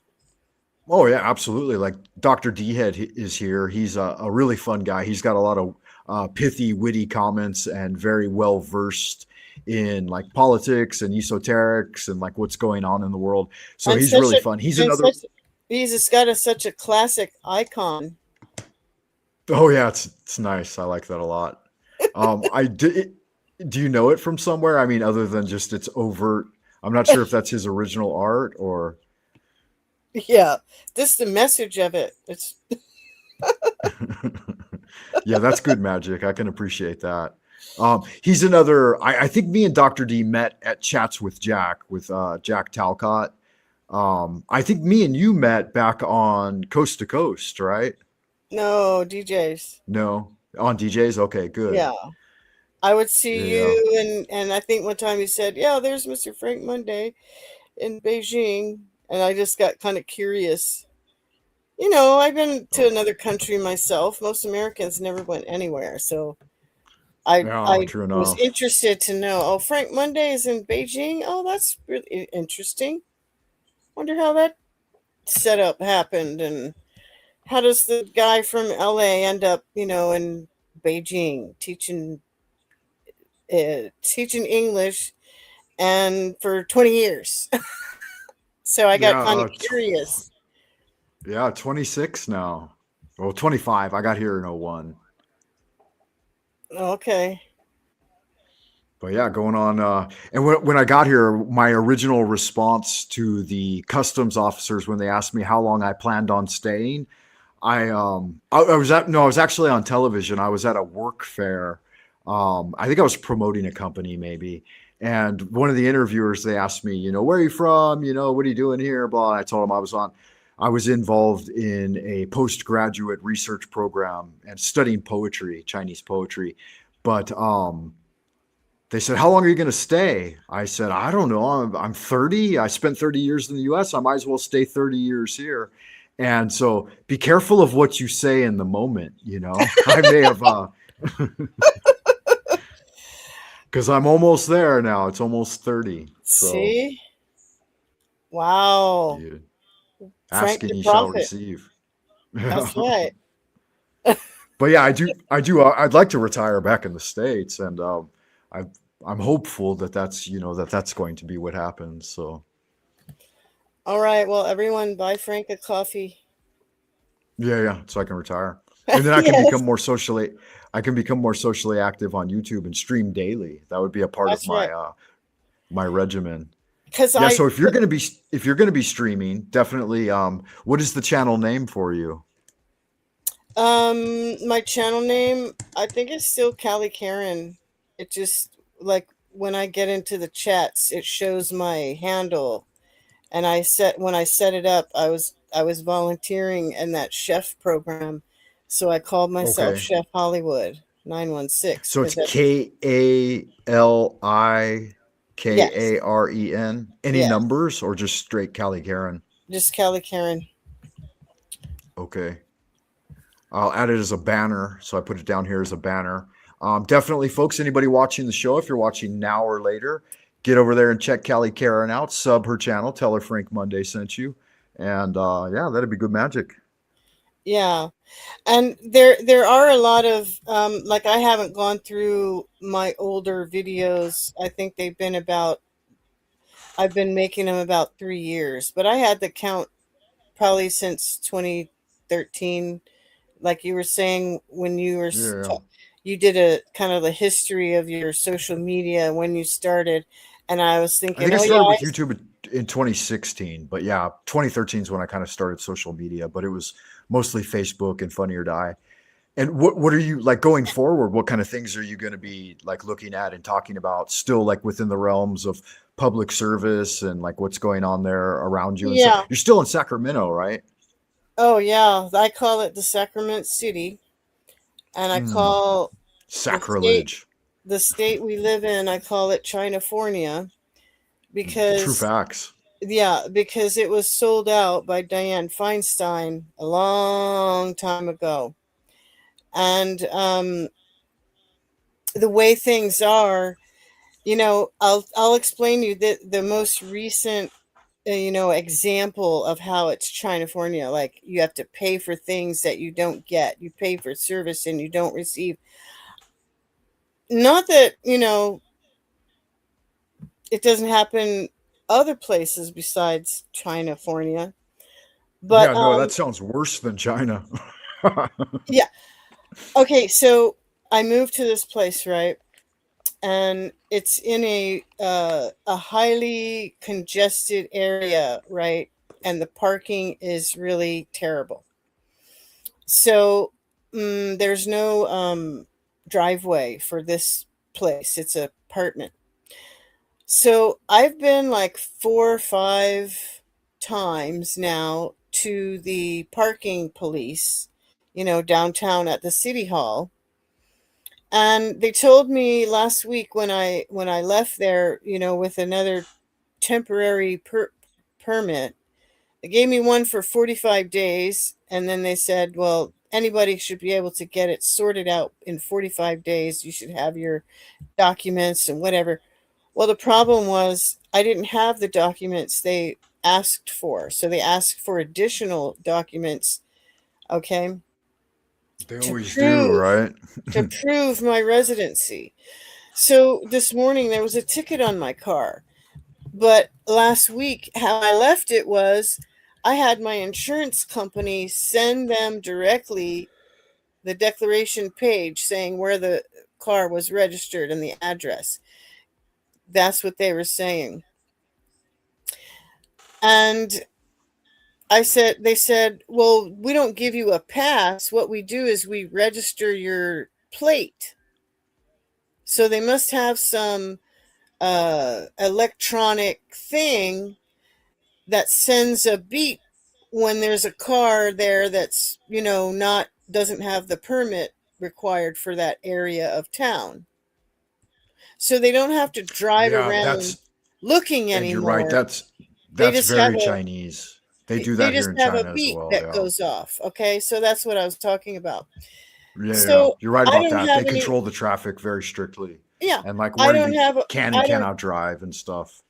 and they probably can't even turn the car on if they're not allowed to drive, if they got a bad No, it's not that bad. You just get fined. My wife yeah. gets the tickets all the time because she loves to drive everywhere and she don't give a fuck. She spends my money like there's no tomorrow. So Oh God. I constantly receive updates that I'm being ticketed for her bad driving. But yeah, it is what it Oh. is. Okay, so um, you know, I've did everything I was supposed to do. I sent the paper. I called my insurance company because I was down there with my phone, and my memory was all clogged up, so it wouldn't download the what do you call the declaration page. I couldn't show it while I was at the window. And she says, Mm. well, I'd really like to give it to you. Yeah, you're lying when they say that. I'd really Yeah, like she to don't give give a it to fuck. you. They're lying. But you don't have the right, and I need that. It's Yeah, like, my hands lady, are tied. it's not costing you anything. Obviously, I brought you my lease that I just signed last month saying that I live at that place. And now you're asking me for all this other stuff that am having a real problem getting for you. Yeah, now I had the company fax them the document. That was the last thing I needed. And what you know, I still got a ticket on the car this morning while my Go to son went out court. there. Yeah, don't fucking pay it. Go to court No, and I'm fight it. and see and Frank, on top of that, they're only open Tuesday, Wednesday, and Thursday. Of course. The And they public take a 2-hour counter, lunch break. They the come in at public 9, the leave, public leave counter at for the 11. city hall is only open Tuesday, Wednesday, and Thursday, and they close at 4. They're not Yeah, even 9 to open. 11 and 1 to 4. They're not even open for a full business day, 3 days a No, of week. course not. No, they've got all the power. They've got you by the short hairs, right? That's the example I wanted to give you, because I told my son, don't be upset about it. I had to tell myself that too. Yeah. Don't be upset And the about more it, Karen. You're going to go the down there more with that ticket and you're going to give it to them at the window and say, how come you guys didn't do your job? And this right. cop had to come and give me this ticket. It's And the $3 more they turn minimum. the $3 more they turn minimum it to park down there. I've already yeah. paid over 9, 10, 11, 12. I've already paid over $12 just to park, to go down and Yeah, ask them for a permit. And the way it's headed, the more they turn it over to automated systems, the less they'll open you to be able to speak to human representatives. You know, it'll be once a week for a couple of hours, and there'll be thousands of people lined up to try to plead their case. And so they're making it to such a system of automation that they're just going to enslave people even further. And that's the goal, right? Their goal isn't to Right. liberate humanity and make things easier for us. Their goal is to fucking, Further you know, enslave. yeah, you know their goal. You know what they're up to. Whoever's not on the farm is going to be, you know, ground into the fucking dirt. Expendable. The expendables. Absolutely. Yeah. Useless eaters, right? That's what they called us. That was the whole 2020, like he's saying here, right? Dr. D was telling you why Dr. D Head, why he has this moniker, right?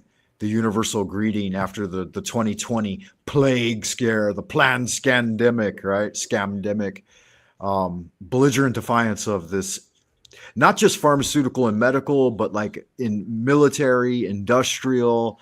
It's at all levels, and it's all unified against us. You know, that's Right. absolutely that's not a conspiracy theory. That's a real conspiracy we're living through. It's the 6th chapter of the Pirates of the Caribbean. We're actually living it in real time. They Is that what it gave is? us, Okay. yeah, they gave us the first 5 chapters, right? And there's everything in that Disney series. There's poisonous toads, there's cannibals, there's, you know, ghost ships, there's everything. And so we're living it, and people think that was a drama, that was a that was a It's story their made up. playbook. It's our life.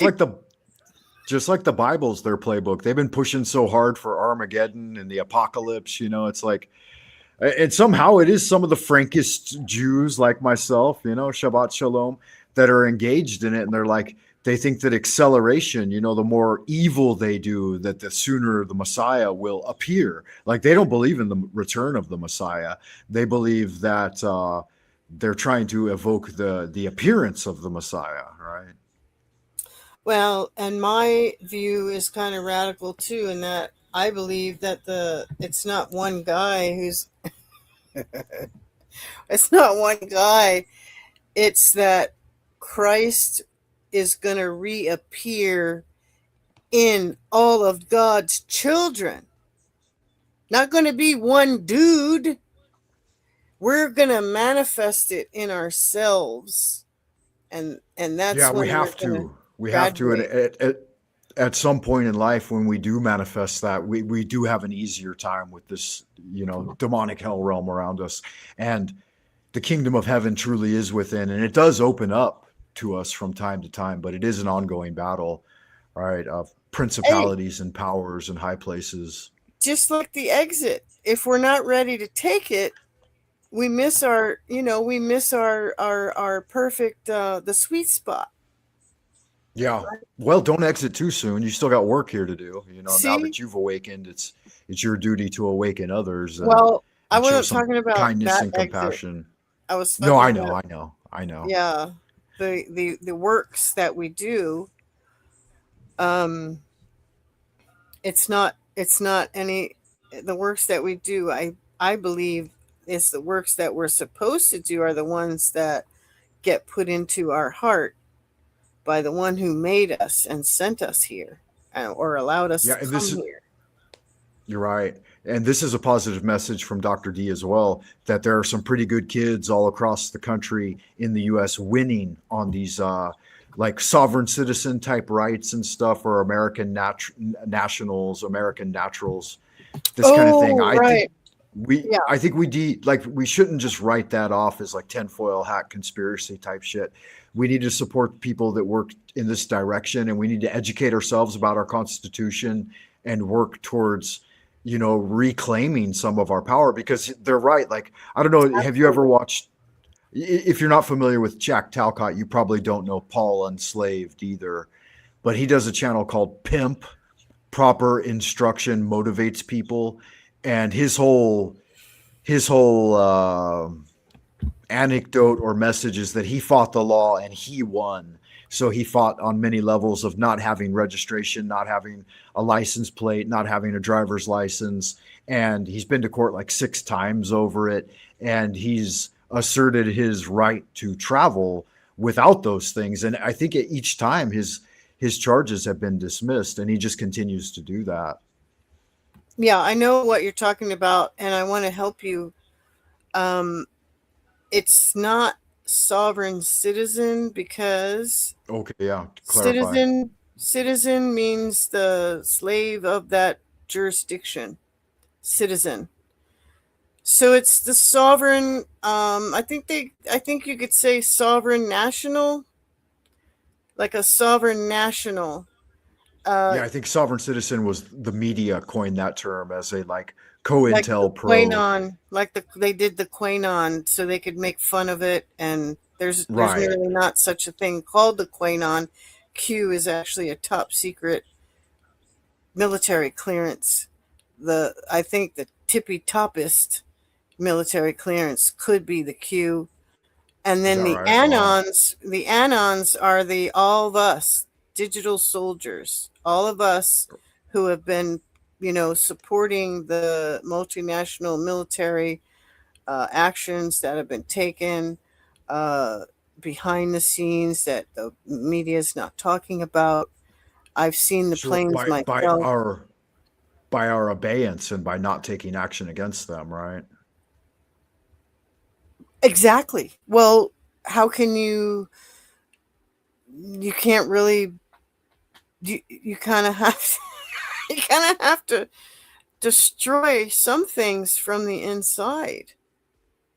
There's like no way to attack certain things in the world unless you get inside of them and become part of it. Because, hey, if somebody wasn't talking about mystery schools, would you and I even know there were mystery schools? We didn't go to a mystery school. Well, I did. I was kind of initiated into mystery schools and was involved in that long before I heard about it on the internet. But because of your dad and your connections, you were Well, kind of privy. in spite of him, really, just my own curiosity as a young man and seeking out the information. Um, Because you knew he and was and, up to and something.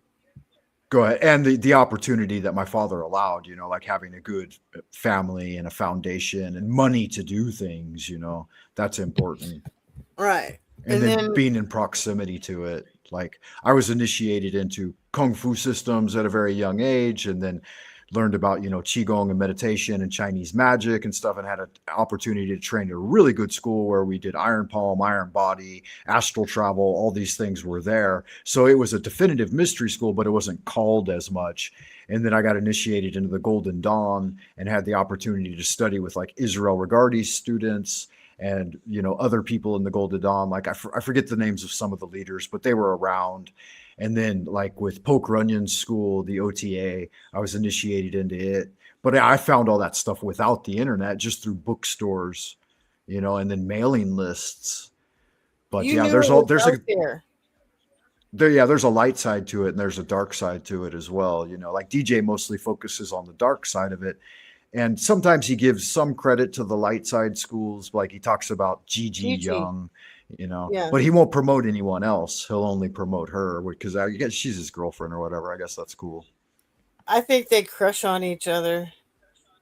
Yeah. I was a little disenchanted by that though, because like, um, I've done far more work than most of these people, and he never. I mean, he said my name a couple of times on his show, but he would never show any interest in anyone else because he's very narrowly defined in Well, and he's the got people like, optics that he's presenting. who was that guy, John Warner, the fifth or the fourth? He was, I know that because his dad was the senator of Virginia, John Warner. Okay.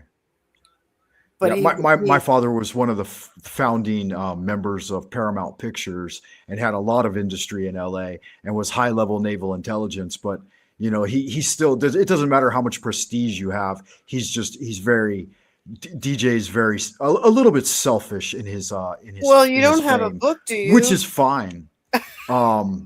Frank, No, and did you write a book? I wouldn't. Yeah, I wouldn't want to write one either. I mean, why muddy the waters any further, right? Okay, so he There's enough people out there pissing in the soup to make it all taste like shit. So I don't need to do that. yeah, he interviews people that have books. Right. That have something to say that's so important to listen to, right? But by the time you write a book, it's like, it's like that's so old. Like, He doesn't want to hear the truth though. Like my dad was on Task Force 1 and was directly involved in the atomic bomb program, and it's all total horse shit. And that's like something he would never even entertain that idea. I've tried to put some steam behind that in talking with him, and he's like, no, he's big on the nuclear boogeyman. So there are certain things that he's just overtly lying about. And so I tend to steer away from people who aren't entirely honest. And maybe he's been deceived and he believes in all of it, but I think somehow he knows better. He knows better. but once you're relying upon that as your way to survive, can you really say, oh, this Oh is no, yeah, just I don't blame him. I don't blame crappy him. I mean, too? but at the same time, he's just kind of serving the J Dogs in his own way, like you can't have the blinders onto certain things and then act like you're pointing at truth, because maybe you are pointing at relative truths and very interested in celebrity, which is fine, but it's just another Hollywood scam. Right. He's another Hollywood charlatan, in my opinion. Though I'll he tell may you, point at truth, he's also obfuscating truth as well. And I find that yeah, disingenuous. yeah, because he misses some stuff that people say because he's not really listening. He's getting Well, ready no, to ask his. and a lot of times he's intentionally ignoring it. Yeah, yeah, it is a little disappointing when that happens, but I figure if I could do a better one, let me go do it. Don't sit here and criticize somebody else who's out there. No, I'm not going to criticize him. I've got no room to criticize him. He's winning, right? Oh He's no, winning I still do go and enjoy watching him sometimes. I'll tell you who I really do like listening to when he interviews John Warner. Okay, I haven't watched any of those He's really. like Maybe a little bit. I think he's John Warner the fourth. And his dad, the Naval senator. intelligence, right? Yes, and his dad was also married to Elizabeth Taylor. Okay. Yes, John I don't know Warner very was many one of her celebrity names, husbands. sorry, and they don't really impress me that much. Ordinary Okay, people impress me. okay, so I'm just saying this because I like listening to him, like the John Warner guy, because he's kind of like you. He grew up around the military intelligence because his dad was this congressman, and his family is also tied to the melons. Like his mom was a melon, like the Chase Mellon Bank people. And so he's got like the crossroads of, Hollywood and old money in Virginia, the racehorse scene, all of that. And just to hear him, it sounds like, his dad kind of like took him with him, and he went to a lot of places. Maybe I'm imagining that your dad wasn't as open and didn't take you to as many things, No, purposefully left you out. he did. He took me to a lot of things, but I was a kid, so I didn't really understand what was going on. Like sometimes he would even have me drive the car for him at night when things went down. And so, yeah, I was involved in some pretty spooky things, but I think maybe part of that experience in my life I've shadowed with my mind because it was a part of a different period of growth. And I don't find it necessarily like I could talk about it and I could write a book, but like I said, that's just going to further muddy the waters. And I know that it's entertaining to do that, but you really can't build a better future if you're always mired in the sewage. You know what I mean? Yeah. And Yeah, that's I'm always they're down there swimming in the sewer and rubbing the shit on themselves and kind of like reveling in it rather than trying to work towards a brighter future, which is okay. I mean, again, I appreciate the entertainment value of it, but it's not going to get anything done. It never has and it never will. It's a form of sensationalist journalism, which Dr. D likes him. And I appreciate that both of you like him. I used to like him too. I love that type of, rolling around in the septic tank type of energy. It's good fun. Well, hey, I didn't know, like I said, I didn't really put two and two together about my Aunt Alice being the call girl by day and the call girl by night and the shop girl by day until I heard him DJ talking about Vicky Morgan. But my question would be like, how is bringing up the crimes of these long dead people or of the past really going to do us much good? Like, wouldn't it be better for us to highlight the people who did good work in bringing about transformation? Like, I never hear like them mention people that are working like even contemporarily and like working towards some brighter light. Somehow I see it just feels like it's always missing the mark to me.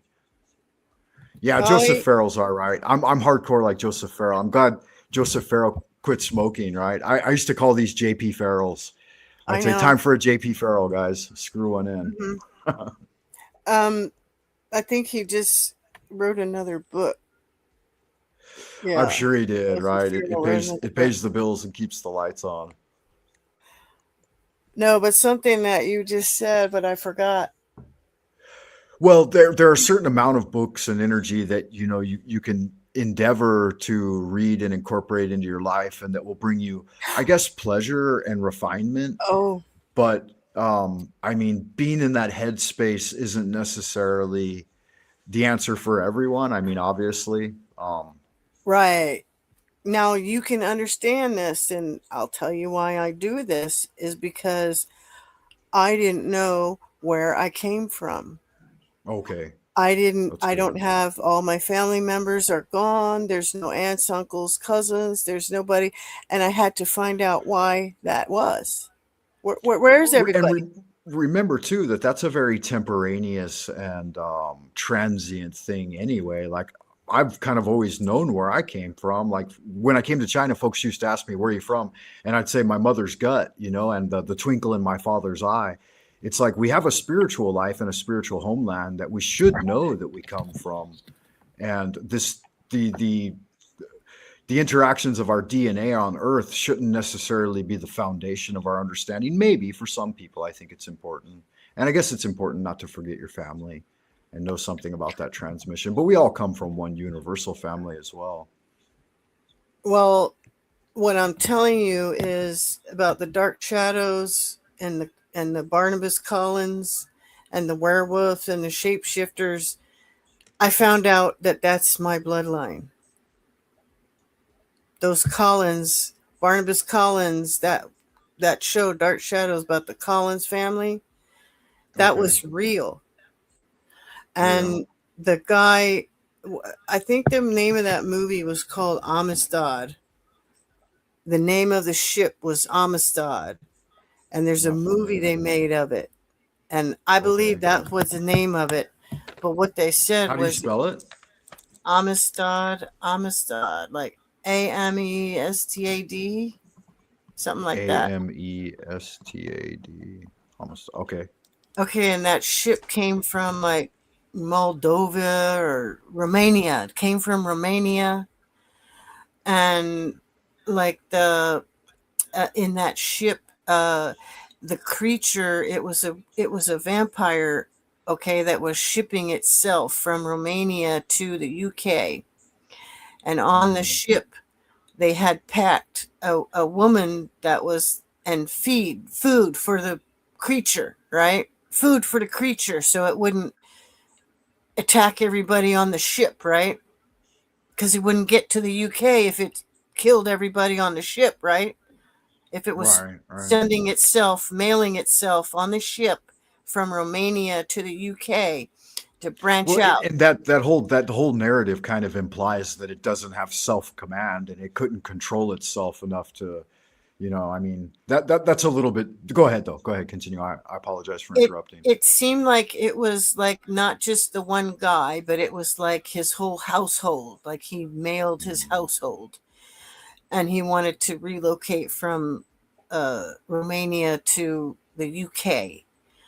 And that movie was about the creature was on board, and it was like the lady that was packed for it to feed on told the story about her village and this thing that came from her village and why she was there as the food for this thing.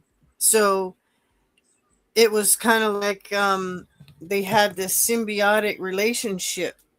There's certain places in the world where these creatures exist, Oh but yeah, they they're have still here some too. sort of agreement with the people who live there that they set some sort of boundaries.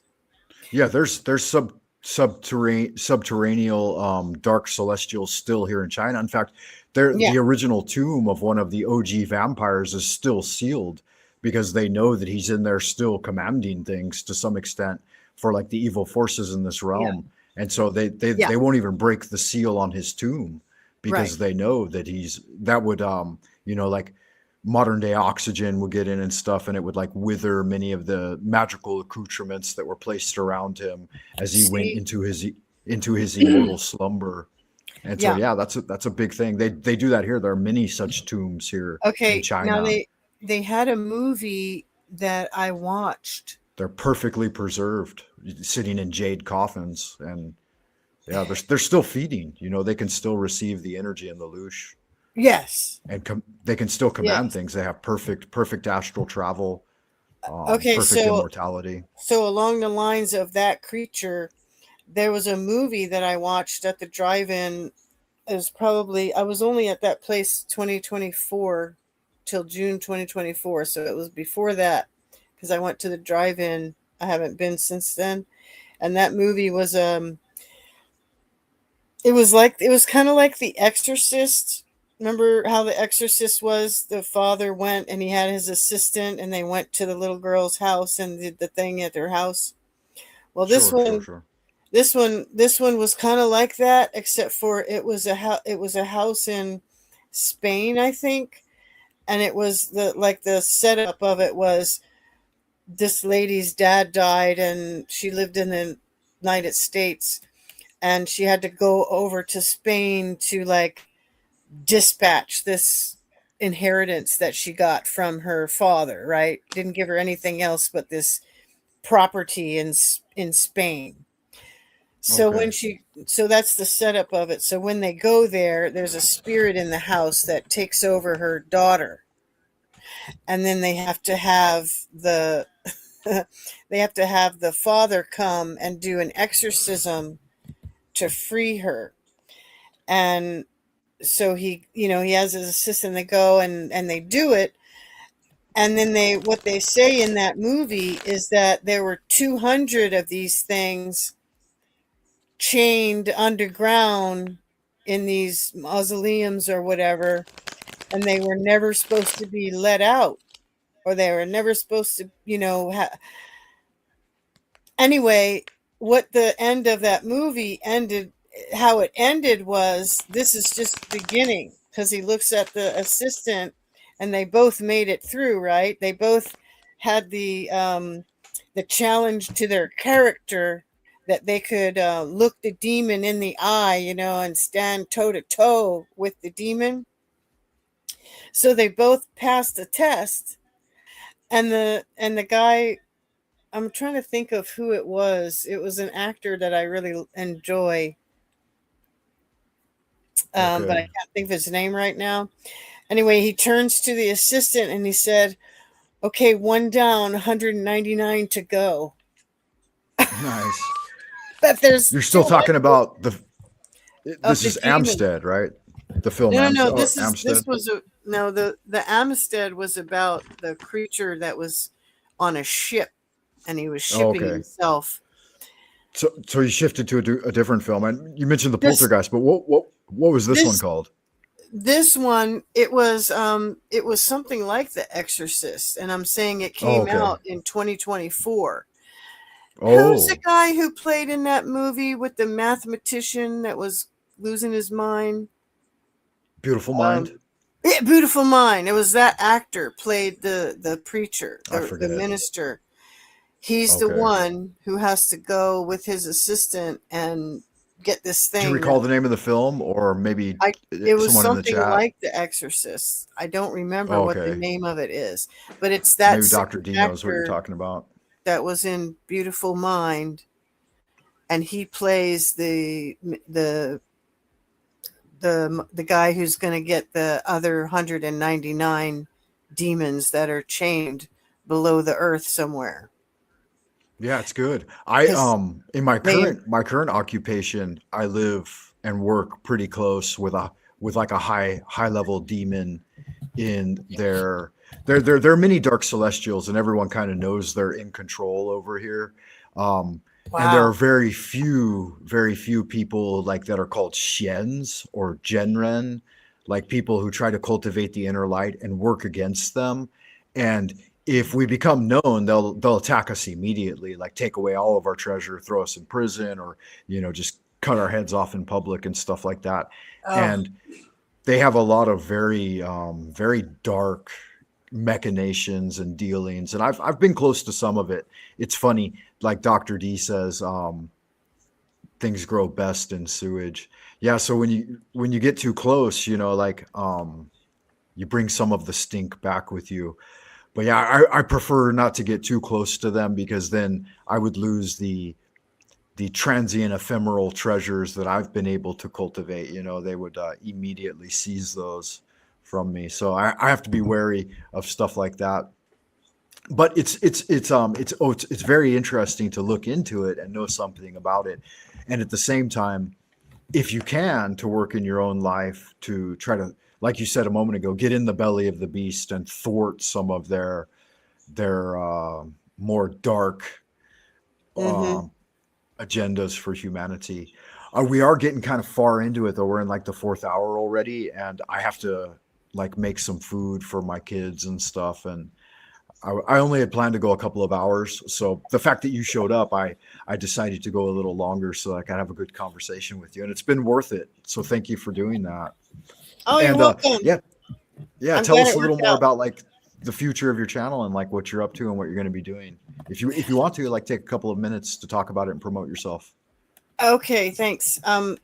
Well, one of the things that I did reporting on, I think is something that I need to expand on, and that is, how they've done the thing in here, what I call Chinafornia, um, to, like, you can't get a lawyer. Say if you're, your landlord and you have a dispute, you can't get a lawyer in the city, because what happens is all of the attorneys, like for the landlords or the associations that all these landlords belong to, pay their money in, and then they send out retainers to all the attorneys who would be for the tenants. And therefore, anytime a tenant tries to call and get a attorney to represent them, it's a conflict of interest. So there's actually no one in town who can represent the tenant, because they've all received retainers from the big company that represents all the landlords. And so that's just one of the tricks that, people need to be aware of. So that's kind of what my channel was about. And I would like to, expound on some of these. I've been through the system and I'm still suffering as a result. I'm still being blackballed basically from getting subsidized housing. So that's one of the things that I can tell people about what's actually going on, why people can't do this or that or pull themselves up from the bootstraps. It's because, like you said, like we talked about, Frank, they're unaware of the pull of some of these dark forces. And so I can put a name on the dark forces for people so that they know when they're just out in the world, they go to look for help, they're not going to find it. I've already been there. See, everything happens to me first, and then it happens to the rest of the people, because I'm the most vulnerable, one of the most vulnerable kind of people out here.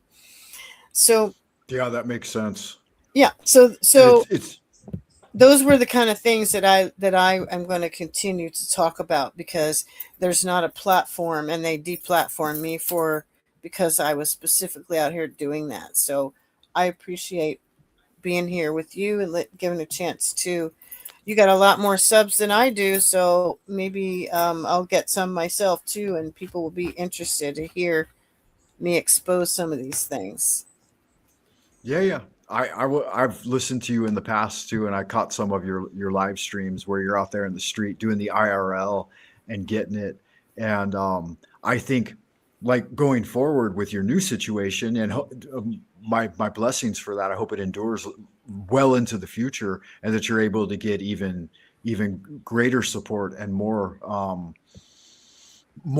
of the good energy to help and support your life.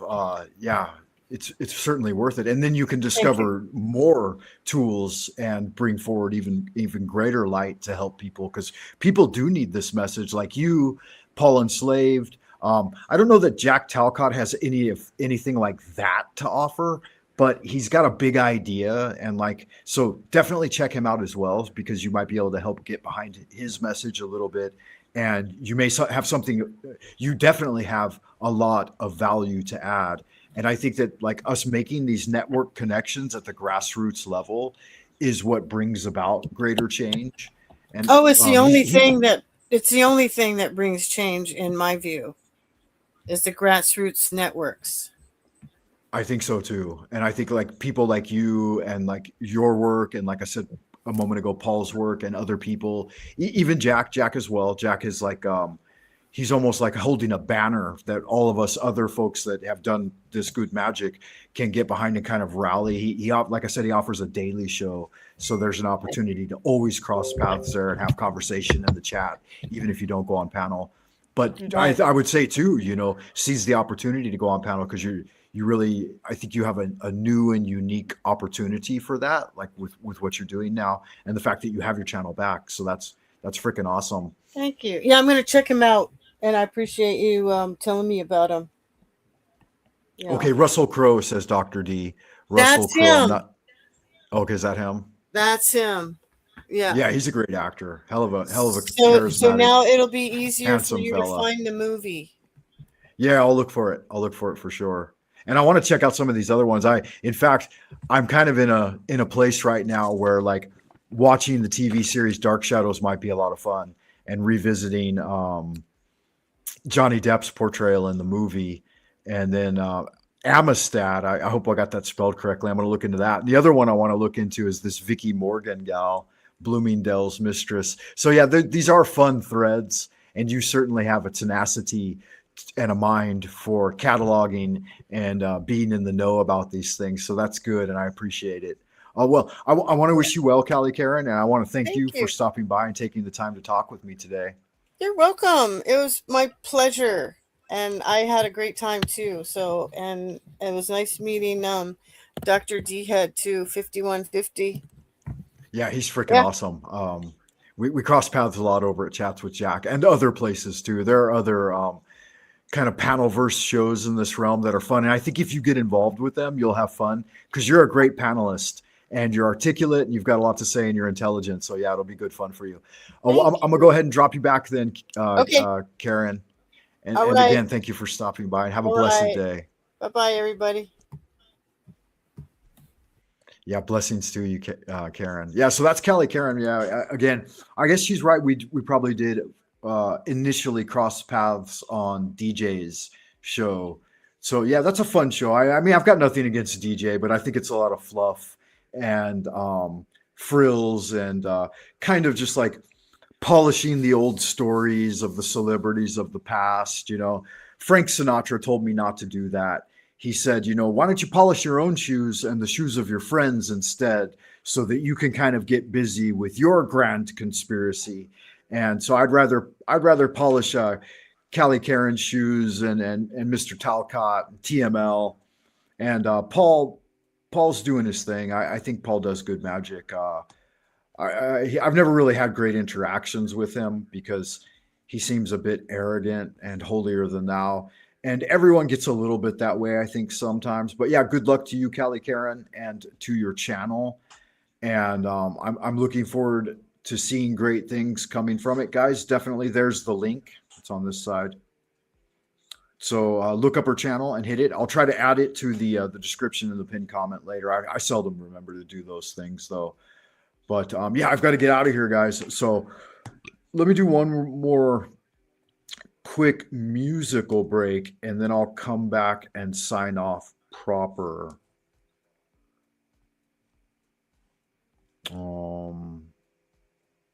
I'll do this one. I like this song.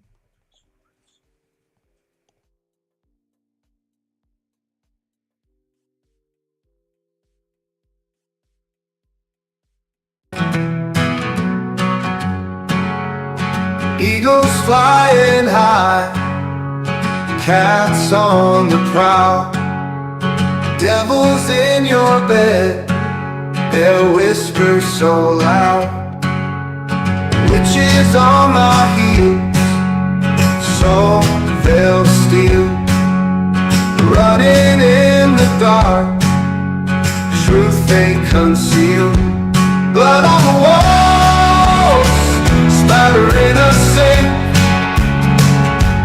God can't help the dead, no time to think. Hounds howl at night, shadows in the light, fear in every breath, eyes wide with fright. Cards dealt by fate, no way to escape. Threads getting tight, can't see the daylight. Blood on the walls, splattering a sink. God can't help the dead, no time to think.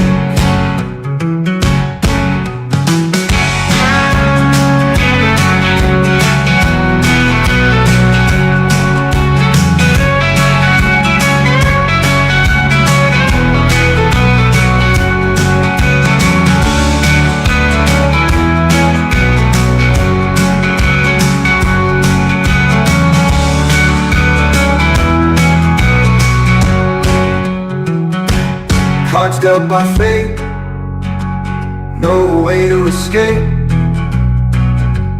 Threads getting tight, can't see the daylight.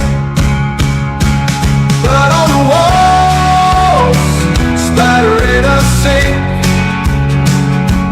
God can't help the dead, no time to think.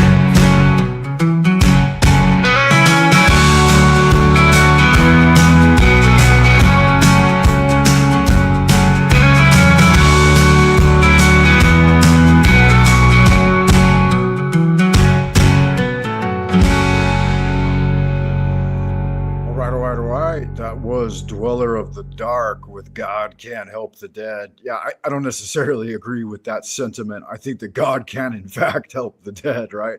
But those who have wandered too far into the darkness, it's just they're not willing to even help themselves sometimes. So, yeah, what a pleasure, guys. I'm really glad that Callie Karen stopped by. That was a really fun, invigorating conversation. And it's kind of the reason I'm here. You know, like people will say later on, hey, you only got 10 views on your stream or whatever, but it's like the couple of hours that I spent here speaking with her and having you, Dr. D, in the ideas room was about as much as I can handle, right? Having one good, eloquent, intelligent person to talk to, and then another articulate, intelligent person in the chat. I mean, how much more do you need than that, right? That's fucking everything right there. So good magic, guys. Thank you for that. Dr. D, shout out to you. Karen Pearson, Callie Karen, guys, check her out. And yeah, I'm gonna roll into the abodes of the future. I'll remind all of y'all to make sure you hit the button and do the thing. Keep the jelly and Frank Monday's donut by heading over to buymeacoffee.com/Frank Monday. A little something in the tip jar. Keep doing your practices on the 100-day challenge, Sorcery of the Ancients. Keep doing good magic, and blessings to all of you. Blessings and long life and ad astra per aspera and all that happy horseshit. Once again, thanks for stopping by, Dr. D. And I'm sorry I didn't catch your video. I noticed that you took it down, I believe. If you want to repost it or post it private and then send me the link, we could do it that way, because I was negligent in not getting to it. You know, sometimes life gets in the way of our even our highest aspirations.